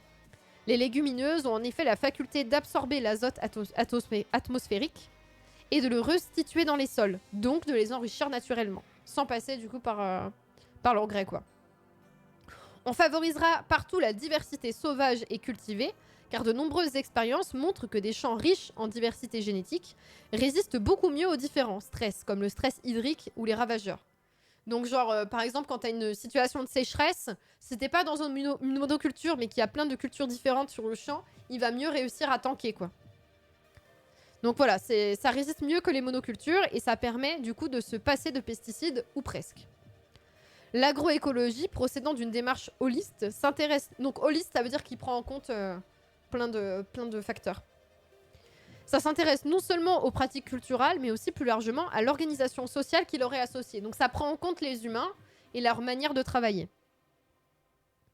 L'accent est mis sur la vie des communautés, leur participation à la sélection des semences et au choix des variétés à cultiver, et à leur mode de culture et de distribution. Donc en gros, c'est pas une solution qui vient du haut des scientifiques et qui s'appliquerait directement aux paysans. L'idée, c'est que les paysans puissent décider et voir aussi ce qui fonctionne en fonction de leur sol, et qu'ils puissent récupérer aussi le droit de faire pousser leurs propres graines.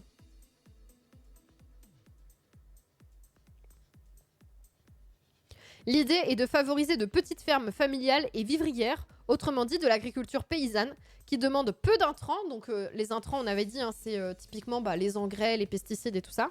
Ça demande peu de capitaux, donc peu de mécanisation, mais beaucoup de connaissances et de main-d'œuvre.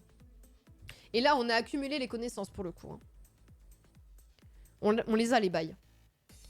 La perspective de l'agroécologie a été défendue depuis 20 ans par tous les rapporteurs du droit à l'alimentation des Nations Unies, notamment Olivier... Merci beaucoup, Kelvar. Merci pour les 11 mois de soutien.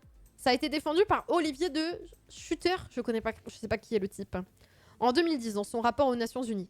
C'est soutenu par 350 millions d'adhérents via Via Campesina, entre autres. Malheureusement, sous la pression des lobbies agro-industriels, les timides tentatives des gouvernements pour aller vers un autre modèle sont bloquées ou vidées de leur portée. La dernière mouture de la politique agricole commune en Europe en est une illustration tragique. Le développement de l'agroécologie est pourtant une urgence vitale. Bon en gros, c'est ce qu'on avait vu la dernière fois. La semaine dernière, on avait vu que le lobbyisme des grands groupes, notamment des grands groupes pétroliers, était destructeur. Là, c'est pareil pour l'agriculture. Il y a des grands groupes qui font pression. J'ose même pas imaginer l'argent que met Monsanto pour essayer de faire pression du coup sur les... Enfin, qui vient directement avec des projets de loi pour les faire passer directement, hop, comme une petite lettre à la poste par les députés européens, qui organisent des dîners, des repas, qui leur font comprendre leurs enjeux. Enfin, j'ose pas imaginer à quel point ils peuvent être présents et voilà, ça doit être terrible.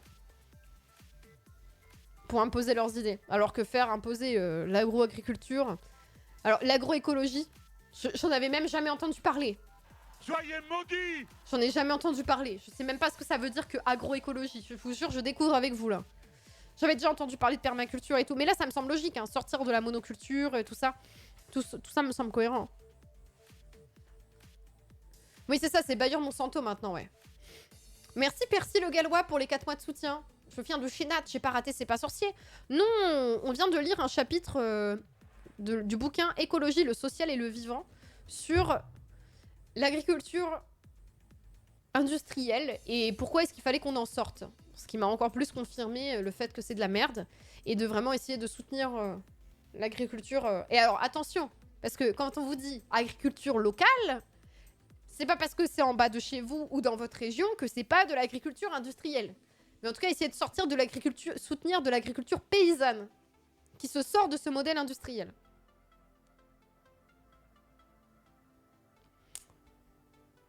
Mais malheureusement, moi, je peux pas prendre un abonnement à une AMAP parce que je suis il y a trop de bouffe pour moi qui suis H24 à moitié là ou pas, en déplacement et tout. Du coup, je squatte l'abonnement de mon mec, quoi. Je squatte sa bouffe.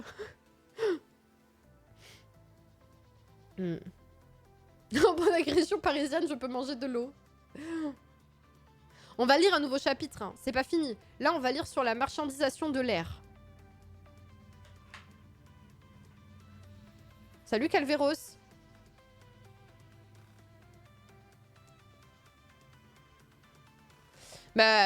Si ça vous intéresse sur le lobby, encore une fois, je rappelle, on a fait une lecture là-dessus la semaine dernière. Là, j'ai résumé brièvement et peut-être de manière un peu trop simplifiée parce que on l'a fait la semaine dernière, mais et que c'est dur de se répéter. Mais voilà.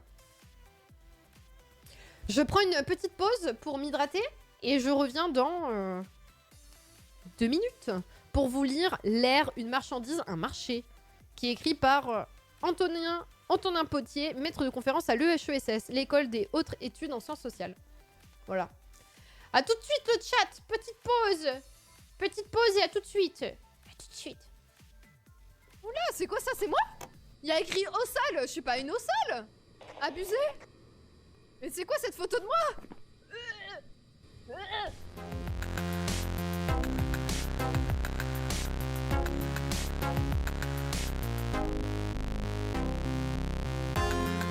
Allo, oui, mal soir à toutes et à tous. J'arrive. Bon, j'arrive, je ne sais pas si c'est vraiment moi qui arrive ou quoi. Je me reconnais pas, hein. Le changement est total. Écoutez, ses cheveux ont été coupés au ciseau de cuisine.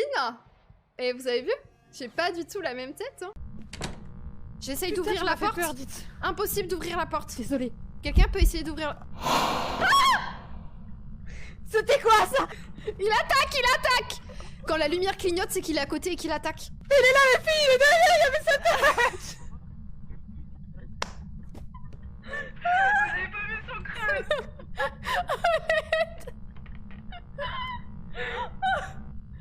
Quelqu'un a enregistré? Quelqu'un a pris une photo? J'ai laissé tomber l'appareil photo quelque part en prenant la théière. En prenant la théière. Heureusement qu'on est à plusieurs, sinon ce serait la panique. J'arrive pas à ouvrir? C'est normal que j'arrive pas à ouvrir? Ah ok, il faut la tirer. Je rentre dans le garage. Oui, je te suis. Bah c'est un sous-sol, c'est pas un garage en fait. Ditz? Allô? On a perdu Ditz. Elle est morte, hein? On a perdu Ditz? Oh non putain, elle est morte? On l'a perdue? Ditz, réponds-nous.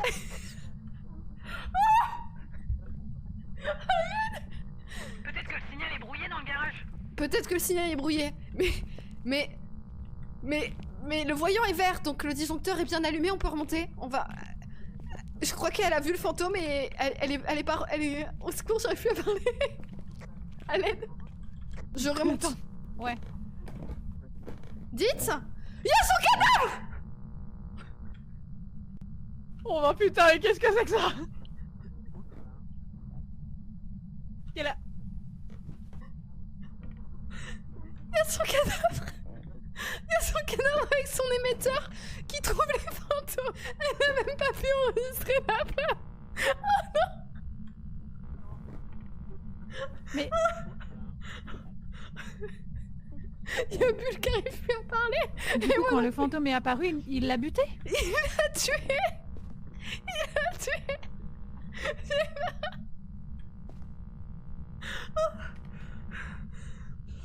À l'aide. Pensons efficace. Regroupons toutes ces affaires. Ok.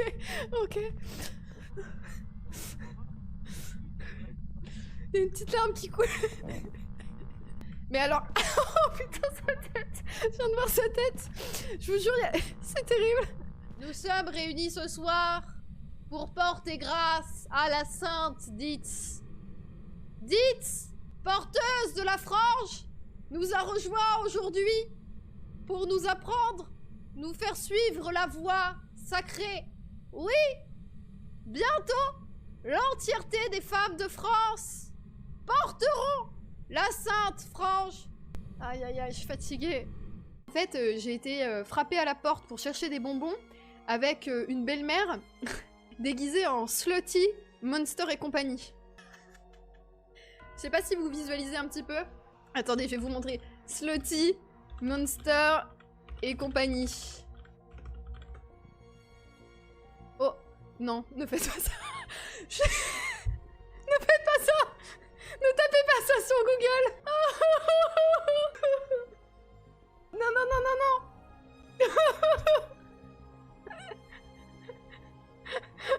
Je suis tellement contente d'avoir laissé mon stream en plein écran avec moi dessus et pas la page internet. Quand je voulais dire slutty, c'est genre elle a transformé. C'était un costume. Je vais vous expliquer parce qu'on trouve pas costume Monster et compagnie pour adultes peut-être. Pour adultes, c'est déjà un traquenard MDR. Elle avait transformé un costume Monster et compagnie avec de la fourrure en truc sexy en fait. Et du coup j'ai écrit slutty, évidemment je tombe sur des scènes de cul quoi. Les gens me disent qu'on peut pas éteindre la radio. Ah, il va attaquer! Il va attaquer! Il va attaquer! Je me casse. Et ton crucifix. Le crucifix. Je l'ai rebalancé dans le camion, le crucifix! Quoi? J'ai eu trop peur! Ah, la porte est fermée. Non. Il a soufflé dans mon dos. Il est là, il y en a une qui est morte, je pense. Oh mon dieu. À l'aide! Comment on sort? J'ai une photo! Son corps à côté. J'ai une photo du meurtre! J'ai un truc à t'annoncer, Bulle. Que hein? En fait, je t'ai pris en photo quand on s'est fait attaquer. Et en fait, au-dessus de ta photo, alors que tu es tout à fait en forme, il y a écrit cadavre. Je suis morte, c'est ça que tu veux dire? Oui. Est-ce que je me sens sereine avec toi dans ce camion? Pas certaine, pas certaine. Alors, j'ai une chaise à côté de moi qui est mon assistante. Je me munis de mon couteau. Je suis très contente de mon couteau. Là, on dirait presque un monstre. Regardez. On dirait presque un cyclope qui garde une porte.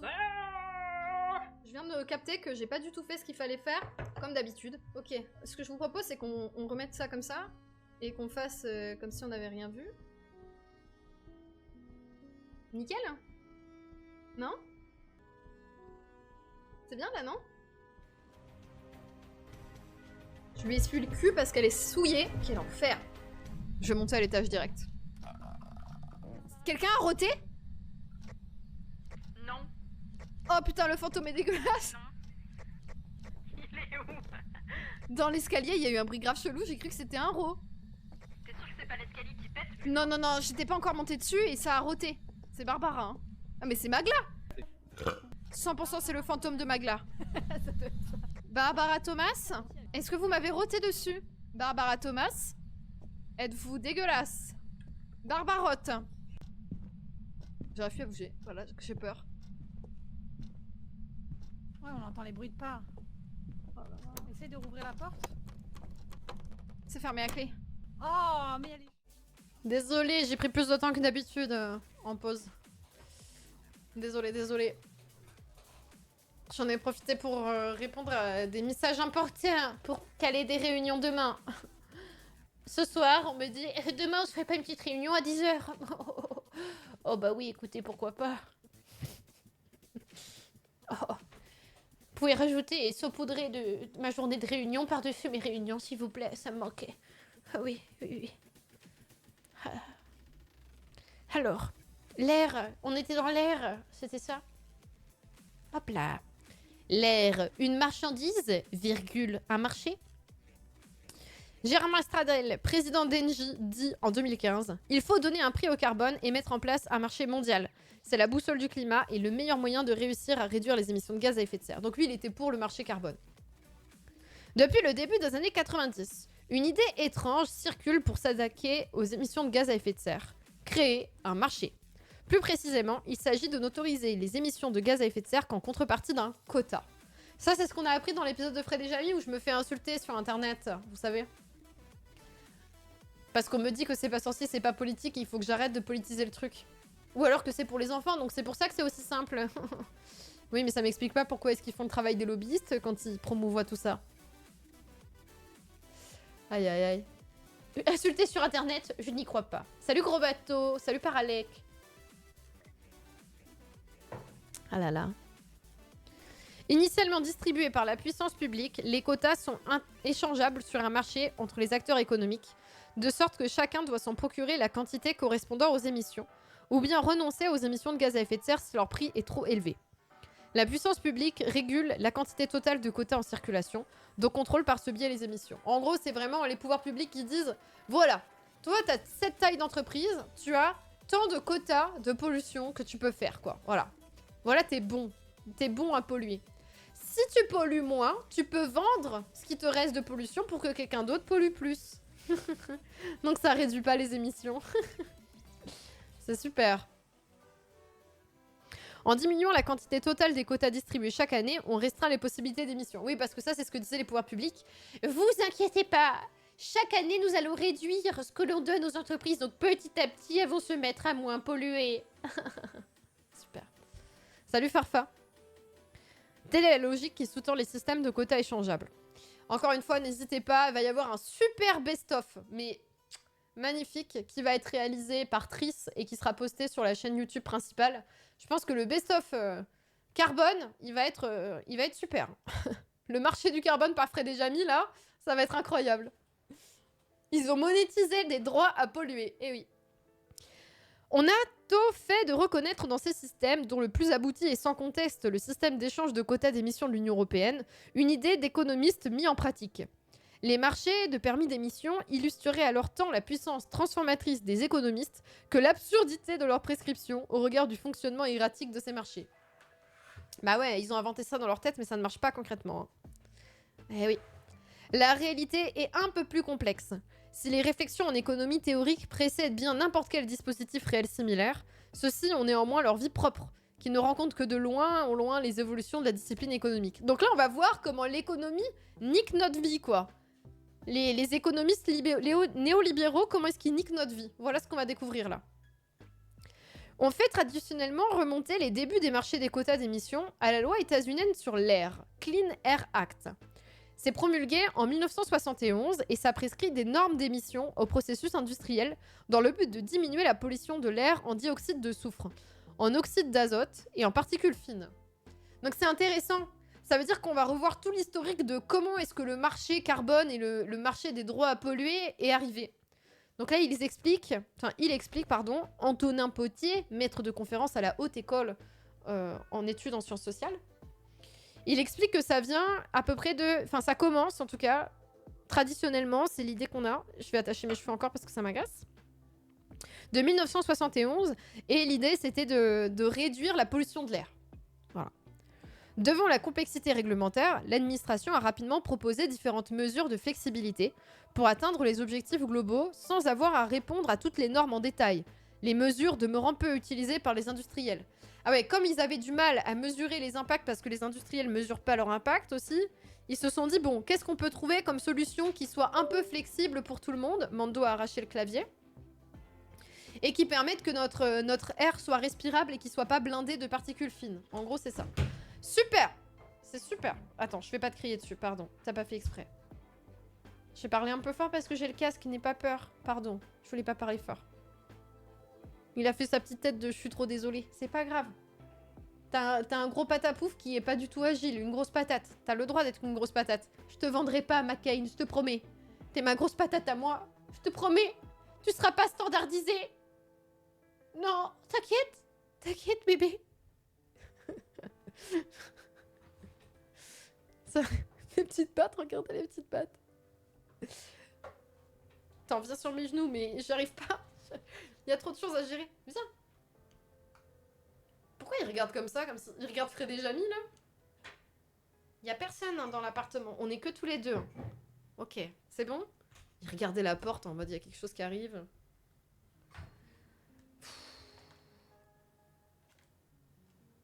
Ok.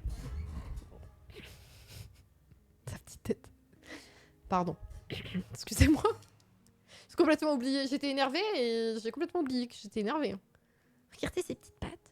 Vous avez vu ces petites pattes? Ça, c'est la petite patte de gauche. La petite patte de droite. Ça, c'est la petite patte d'extrême gauche.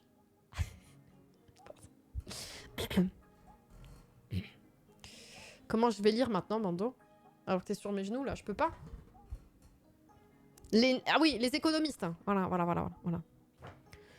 Donc, 1971, on essaye de réduire la pollution de l'air aux États-Unis. Désolé, vous aurez plus le texte, vous allez avoir le chat. J'espère que vous m'en voulez pas. C'est pour nous calmer.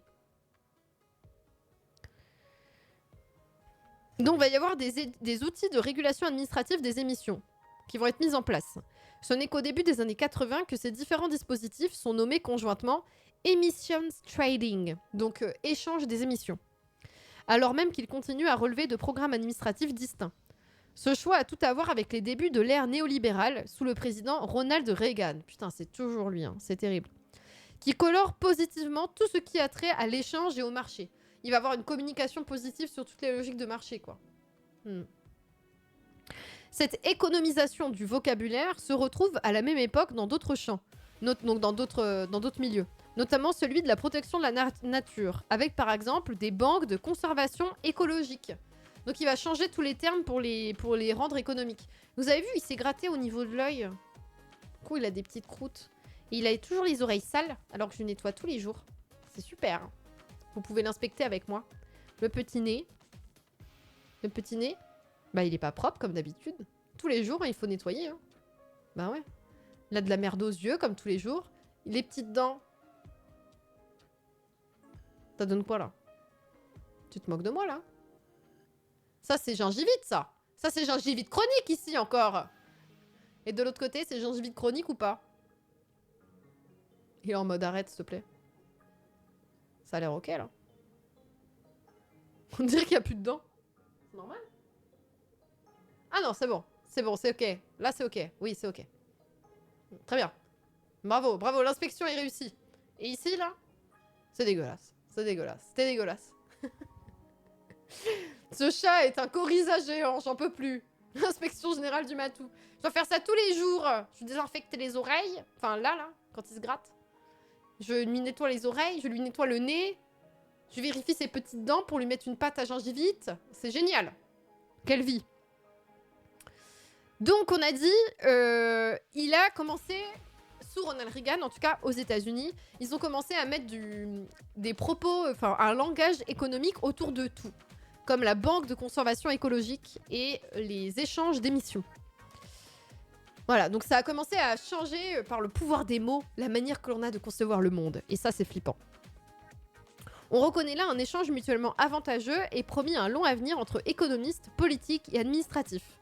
En utilisant une terminologie économique, l'administration sacrifie à l'ère du temps, sans forcément changer ses pratiques. Les économistes passent pour utiles en acceptant de voir dans ces dispositifs des exemples de leur théorie. Les politiques légitiment leur action grâce à l'autorité de cette science. Donc en gros, les économistes vont proposer tout ça. C'est l'heure du biril Twitch. Hein. Attention. Hein.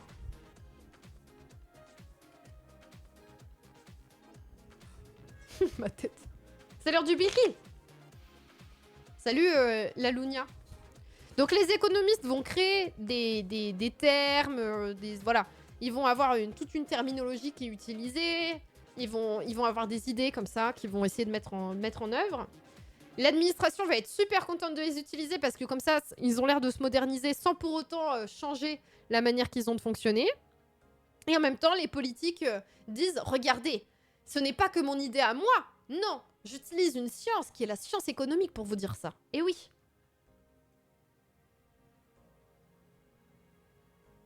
Et oui. Du génie, finalement. La science. Mais c'est vrai, hein. C'est un des trucs qui était souvent dit face aux idées qui apparaissent comme d'extrême gauche, là. Enfin, dans les médias traditionnels, à chaque fois, les politiques, ils sont là, genre « Mais vous êtes des utopistes. Nous, on s'appuie sur la science, on est réalistes. » Et oui.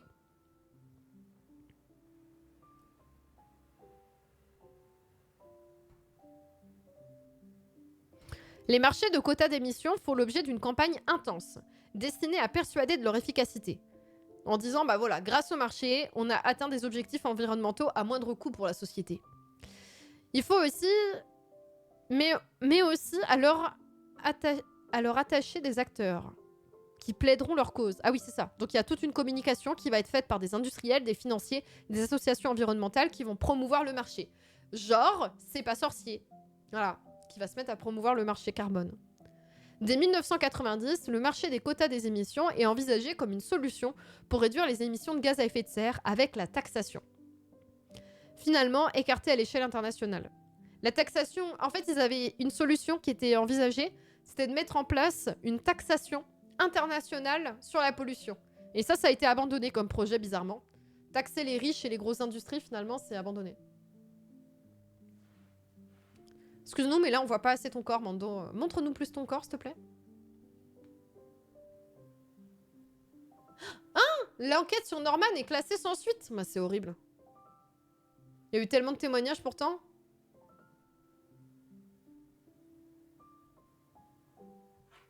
Quel enfer.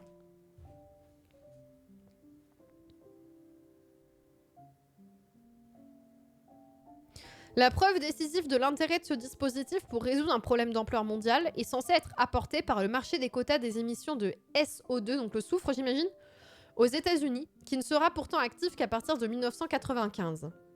Donc voilà, donc en gros, ils créent un marché comme ça, les marchés des droits à polluer et tout, les marchés des quotas, les réductions des émissions de gaz à effet de serre, et après, une fois que c'est créé, ils essayent de prouver que ça fonctionne, de manière rétrospective, en mode « Eh si, je vous jure, ça marche, je vous jure !»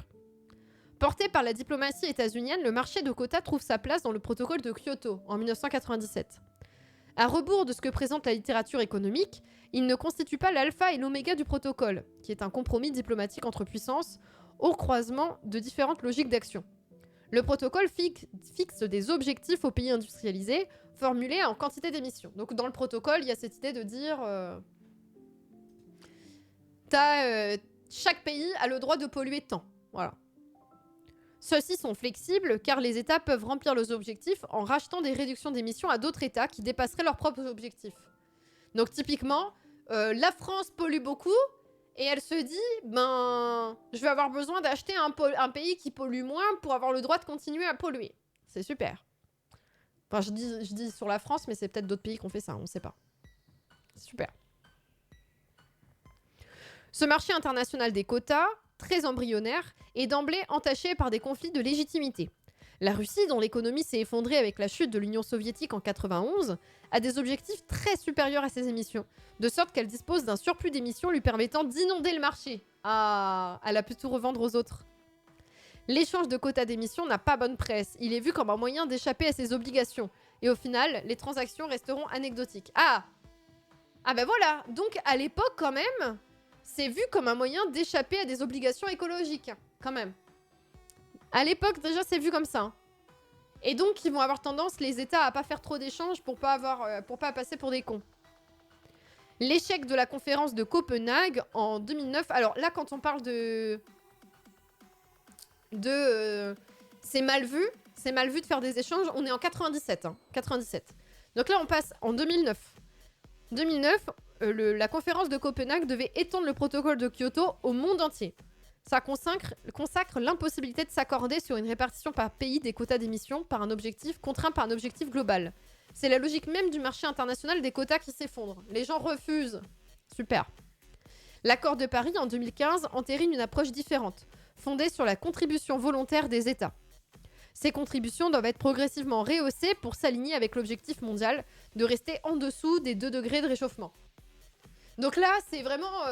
à la base, on contraignait les pays, on envisageait même peut-être d'aller jusqu'à les taxer, et finalement, on fait tellement un rétropédalage qu'au final, le marché fonctionne plus, il n'y a pas de taxation, et on propose même une contribution volontaire de la part des États pour montrer leur bonne volonté.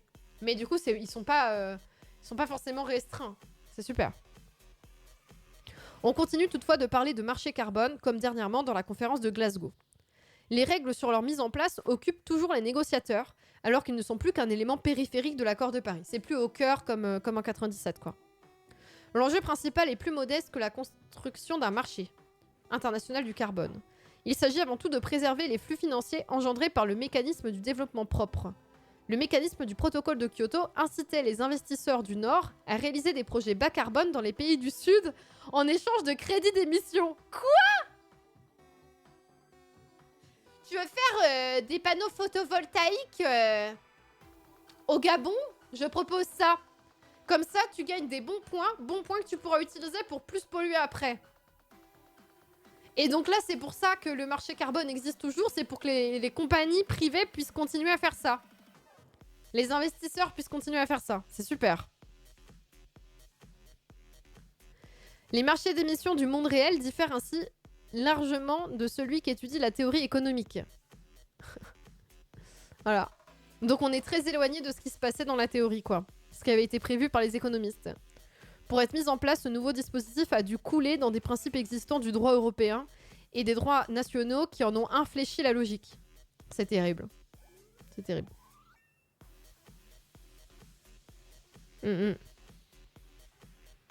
Non, mais c'est de l'aide au développement, t'inquiète. Ouais, bien sûr. C'est comme ces fameux trucs neutres en carbone, c'est ça. Bah ça, on s'était retrouvés à en parler parce que j'avais critiqué Total pendant le premier stream qu'on a fait sur la question et les questions écologiques, là. Et quelqu'un était venu en mode bah non, Total, ils polluent pas tant que ça parce que regardez, ils font ça comme initiative. Bah oui, mais c'est du greenwashing quoi. C'est dire regardez, on est neutre en émissions parce que on pollue, mais en parallèle, on met en place des investissements et des projets qui sont verts. Super. Je continue du coup parce que je suis en train de décéder de tristesse avec cette lecture. Le système de quotas échangeables d'émissions, comme instrument de politique publique, a été et reste fortement critiqué dans plusieurs registres. Mais pas par C'est pas sorcier. Hein. C'est pas sorcier, ils l'ont pas critiqué, ils l'ont juste présenté. Hein. Alors que quand même, depuis le début, ça fait jaser. Le premier offre une condamnation morale. Donc ça, c'est la première critique. Ce système de quotas marchandiserait l'accès à l'atmosphère et serait donc de ce fait immoral. Ouais, c'est juste un droit à polluer, quoi. L'air doit être protégé et ne doit pas être vendu. Les quotas d'émissions seraient l'équivalent environnemental des indulgences médiévales. Donc l'indulgence, c'était une rémission accordée par l'Église pour les peines encourues à cause d'un péché. Les prêcheurs protestants ont assimilé la vente des indulgences à une forme de corruption, à un achat de l'accès au paradis qui détourne les pécheurs de la pénitence. Voilà. On te donne une peine parce que t'as fait un péché, mais toi, tu vas pouvoir négocier, quoi. Donc bref. En gros, ça serait une manière de payer pour se donner bonne conscience sans que cela ne change rien aux pratiques. Voilà. Ça, c'est les critiques qui vont être faites au marché carbone. Cette critique repose pour partie sur une confusion. Il faut en effet distinguer le marché sur lequel s'échangent les quotas et la distribution initiale des quotas par l'instance régulatrice. Le marché secondaire ne crée pas de quotas, ils ne font que changer de main. Oui, donc en fait, c'est la politique publique qui dit il y a tant de quotas que vous pouvez vous échanger, mais du coup, ça, c'est pas les entreprises qui le décident. Voilà. Donc, ils s'achètent pas une bonne conscience, ils font à partir de ce qu'on leur donne. Ils en ont rien à foutre de s'acheter une bonne conscience, de toute façon, les entreprises. John Oliver avait notamment parlé de Disney qui avait proclamé avoir acheté une forêt pour être carbone neutral. Plot twist, la forêt était déjà protégée par l'État américain. Ah, malin, ça c'est malin ça. Bidou de chat pour vous calmer peut-être. Bidou de chat, il veut pas le montrer plus que ça. Il est timide. J'espère que ça vous va.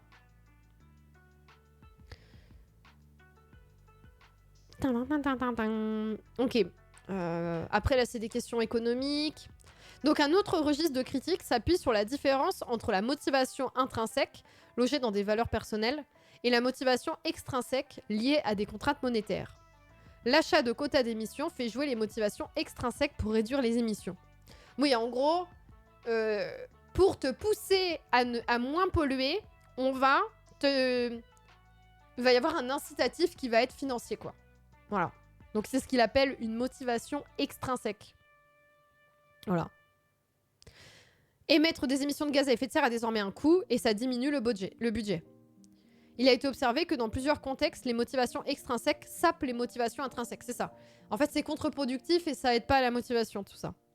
Faire payer pour réfréner un comportement ne s'ajoute pas à la réprobation sociale qui frappe le comportement. Cela a plutôt tendance à diminuer le ressenti de cette réprobation, comme si le prix payé libérait de toute dette sociale, de sorte que le comportement visé peut devenir plus fréquent après avoir été rendu payant.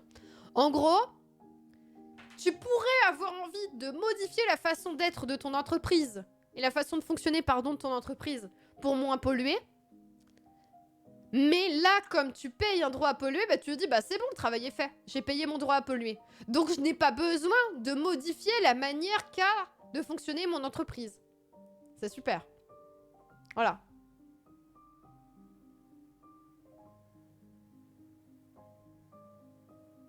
C'est ça. D'où la crainte que la mise en place d'un prix sur les émissions de gaz à effet de serre n'aboutisse qu'à la hausse de celle-ci, dans la mesure où le prix payé viendrait remplacer une obligation morale plus forte de ne pas émettre. Un peu comme si l'augmentation de la taxe sur l'essence conduisait à me faire plus prendre la voiture, car elle estomperait la mauvaise conscience que j'ai dû d'utiliser mon véhicule, donc d'émettre du CO2. Cette crainte paraît plutôt exagérée. Bah déjà, ça voudrait dire que les entreprises ont un point de vue moral et qu'elles ont des scrupules. Je pense que juste, elles en ont rien à foutre. Si elles peuvent se faire plus de thunes, elles se feront plus de thunes. Hein. C'est pas des associations. Hein. Mais bon.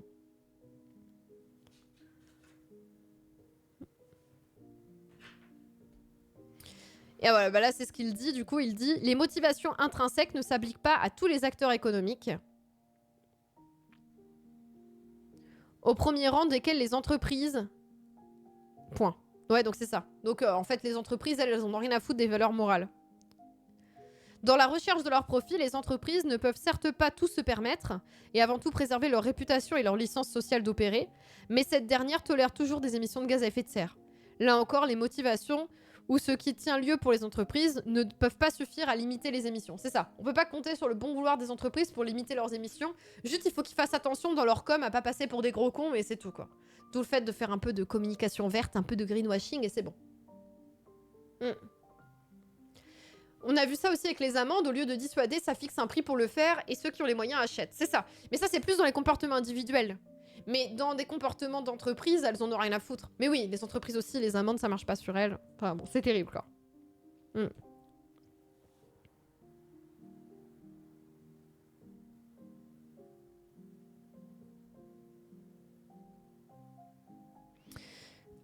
Hop. Ok. Le marché. Donc là, il dit, le chercheur, j'ai passé un passage, je vous le lis. Les marchés des quotas ont des prix qui sont volatiles, donc qui changent en fonction du temps. Il y a de la spéculation aussi là-dessus. Et ça a des effets pervers sur le plan écologique. Le carbone n'a pas une valeur fixe, en fait. Finalement, le marché accroît l'incertitude et ne permet pas aux acteurs économiques de former des anticipations sur la rentabilité de leurs actions de réduction d'émissions. Alors même que celles-ci nécessitent des investissements sur le long terme et donc un environnement économique stabilisé. Le marché n'est pas stabilisé et donc ils ne voient pas à long terme si c'est rentable pour eux de limiter leurs émissions de gaz à effet de serre ou pas. Donc c'est un peu le problème.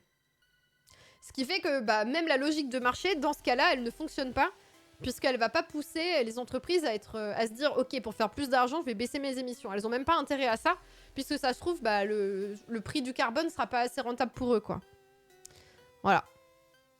On voit ainsi l'effet paradoxal du marché des quotas d'émissions dans le monde où leur réduction ne peut être issue d'un centre unique, mais résulte de l'action combinée de différents niveaux de régulation dans des structures à plusieurs centres de décision. Au lieu d'amplifier les actions et de les conjuguer et de les coordonner, il les annule et il reste l'instrument unique déterminant le niveau des émissions dans le périmètre qu'il couvre. Voilà, on fait tout passer par le marché au lieu de se coordonner et de conjuguer nos actions pour limiter les gaz à effet de serre, quoi. Donc ça marche pas. C'est super. Donc c'est triste. C'est triste. Conclusion. Malgré toutes les critiques qu'on peut leur adresser, les systèmes de quotas ont hélas de beaux jours devant eux. Les investissements institutionnels, donc des États, consentis au fil du temps, tant au niveau international qu'européen, rendent peu probable leur démantèlement. Il existe et l'on continuera à faire appel à eux par inertie. Parce que on l'a pensé comme ça, du coup ça va rester comme ça. On l'a vu dans le cas du marché européen avec la proposition actuelle de création d'un second marché des quotas, ciblant les émissions de chauffage et de transport, sans doute pour à terme le fusionner avec l'existant. Une autre raison, pour laquelle ça va pas disparaître tout de suite, explique que les quotas d'émissions resteront un élément crucial. C'est que le débat public sur le changement climatique résonne de plus en plus en termes de budget carbone. La manière dont est médiatisée les questions écologiques, c'est par le biais de... on parle de budget carbone, c'est-à-dire de quantité de gaz à effet de serre que l'on peut émettre sur une période donnée. Cela se comprend à l'échelle mondiale, car la quantité cumulée d'émissions détermine pour une large partie le réchauffement observé. Mais ce cadrage est appliqué pour des pays, voire des entités.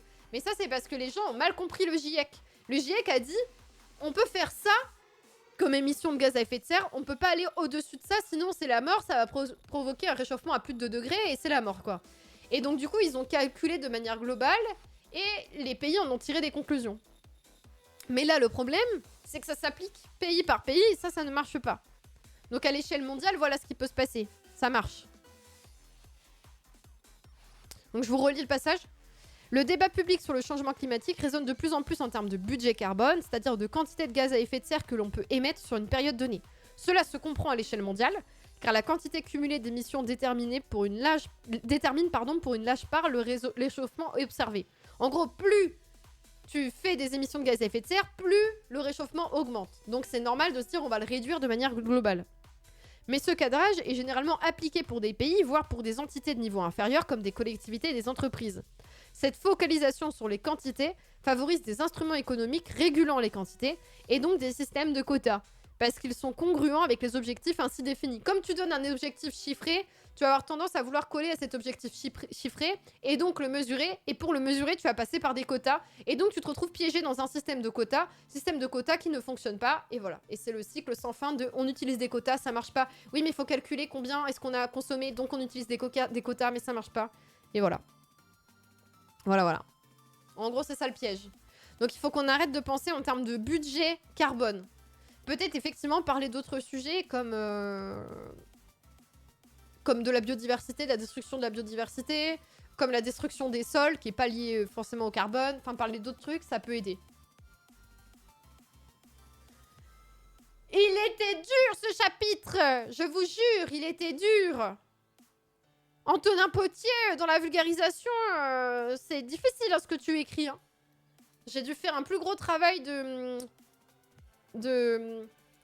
comment on dit, de reformulation que d'habitude.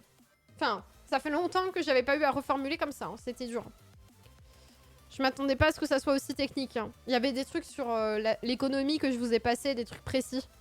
C'était vraiment difficile. Quand j'arrive pas à lire ce que je comprends, en général, c'est compliqué, quoi. Je vais pas pouvoir l'expliquer. Non, ce que je lis, je le comprends pas, je vais pas pouvoir l'expliquer. Voilà, c'est ça. Le bilan carbone prend pas en compte la pollution des sols. Oui, c'est ce que je dis. Donc peut-être que pour éviter de parler de bilan et de budget carbone, on peut peut-être parler justement de la pollution des sols. On peut parler de la destruction de la biodiversité. On peut parler d'autres trucs qui sont liés à l'écologie et qui provoquent aussi le réchauffement climatique.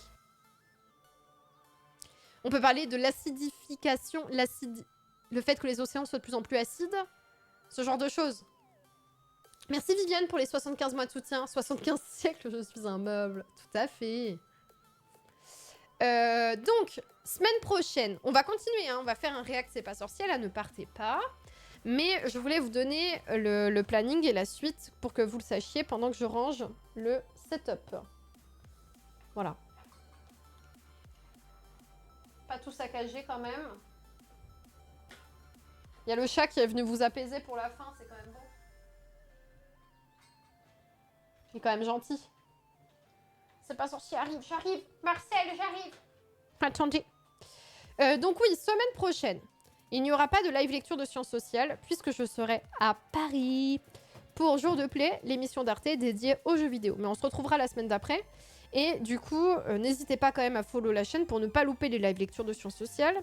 Qu'est-ce qu'on va aborder dans les prochains live lectures?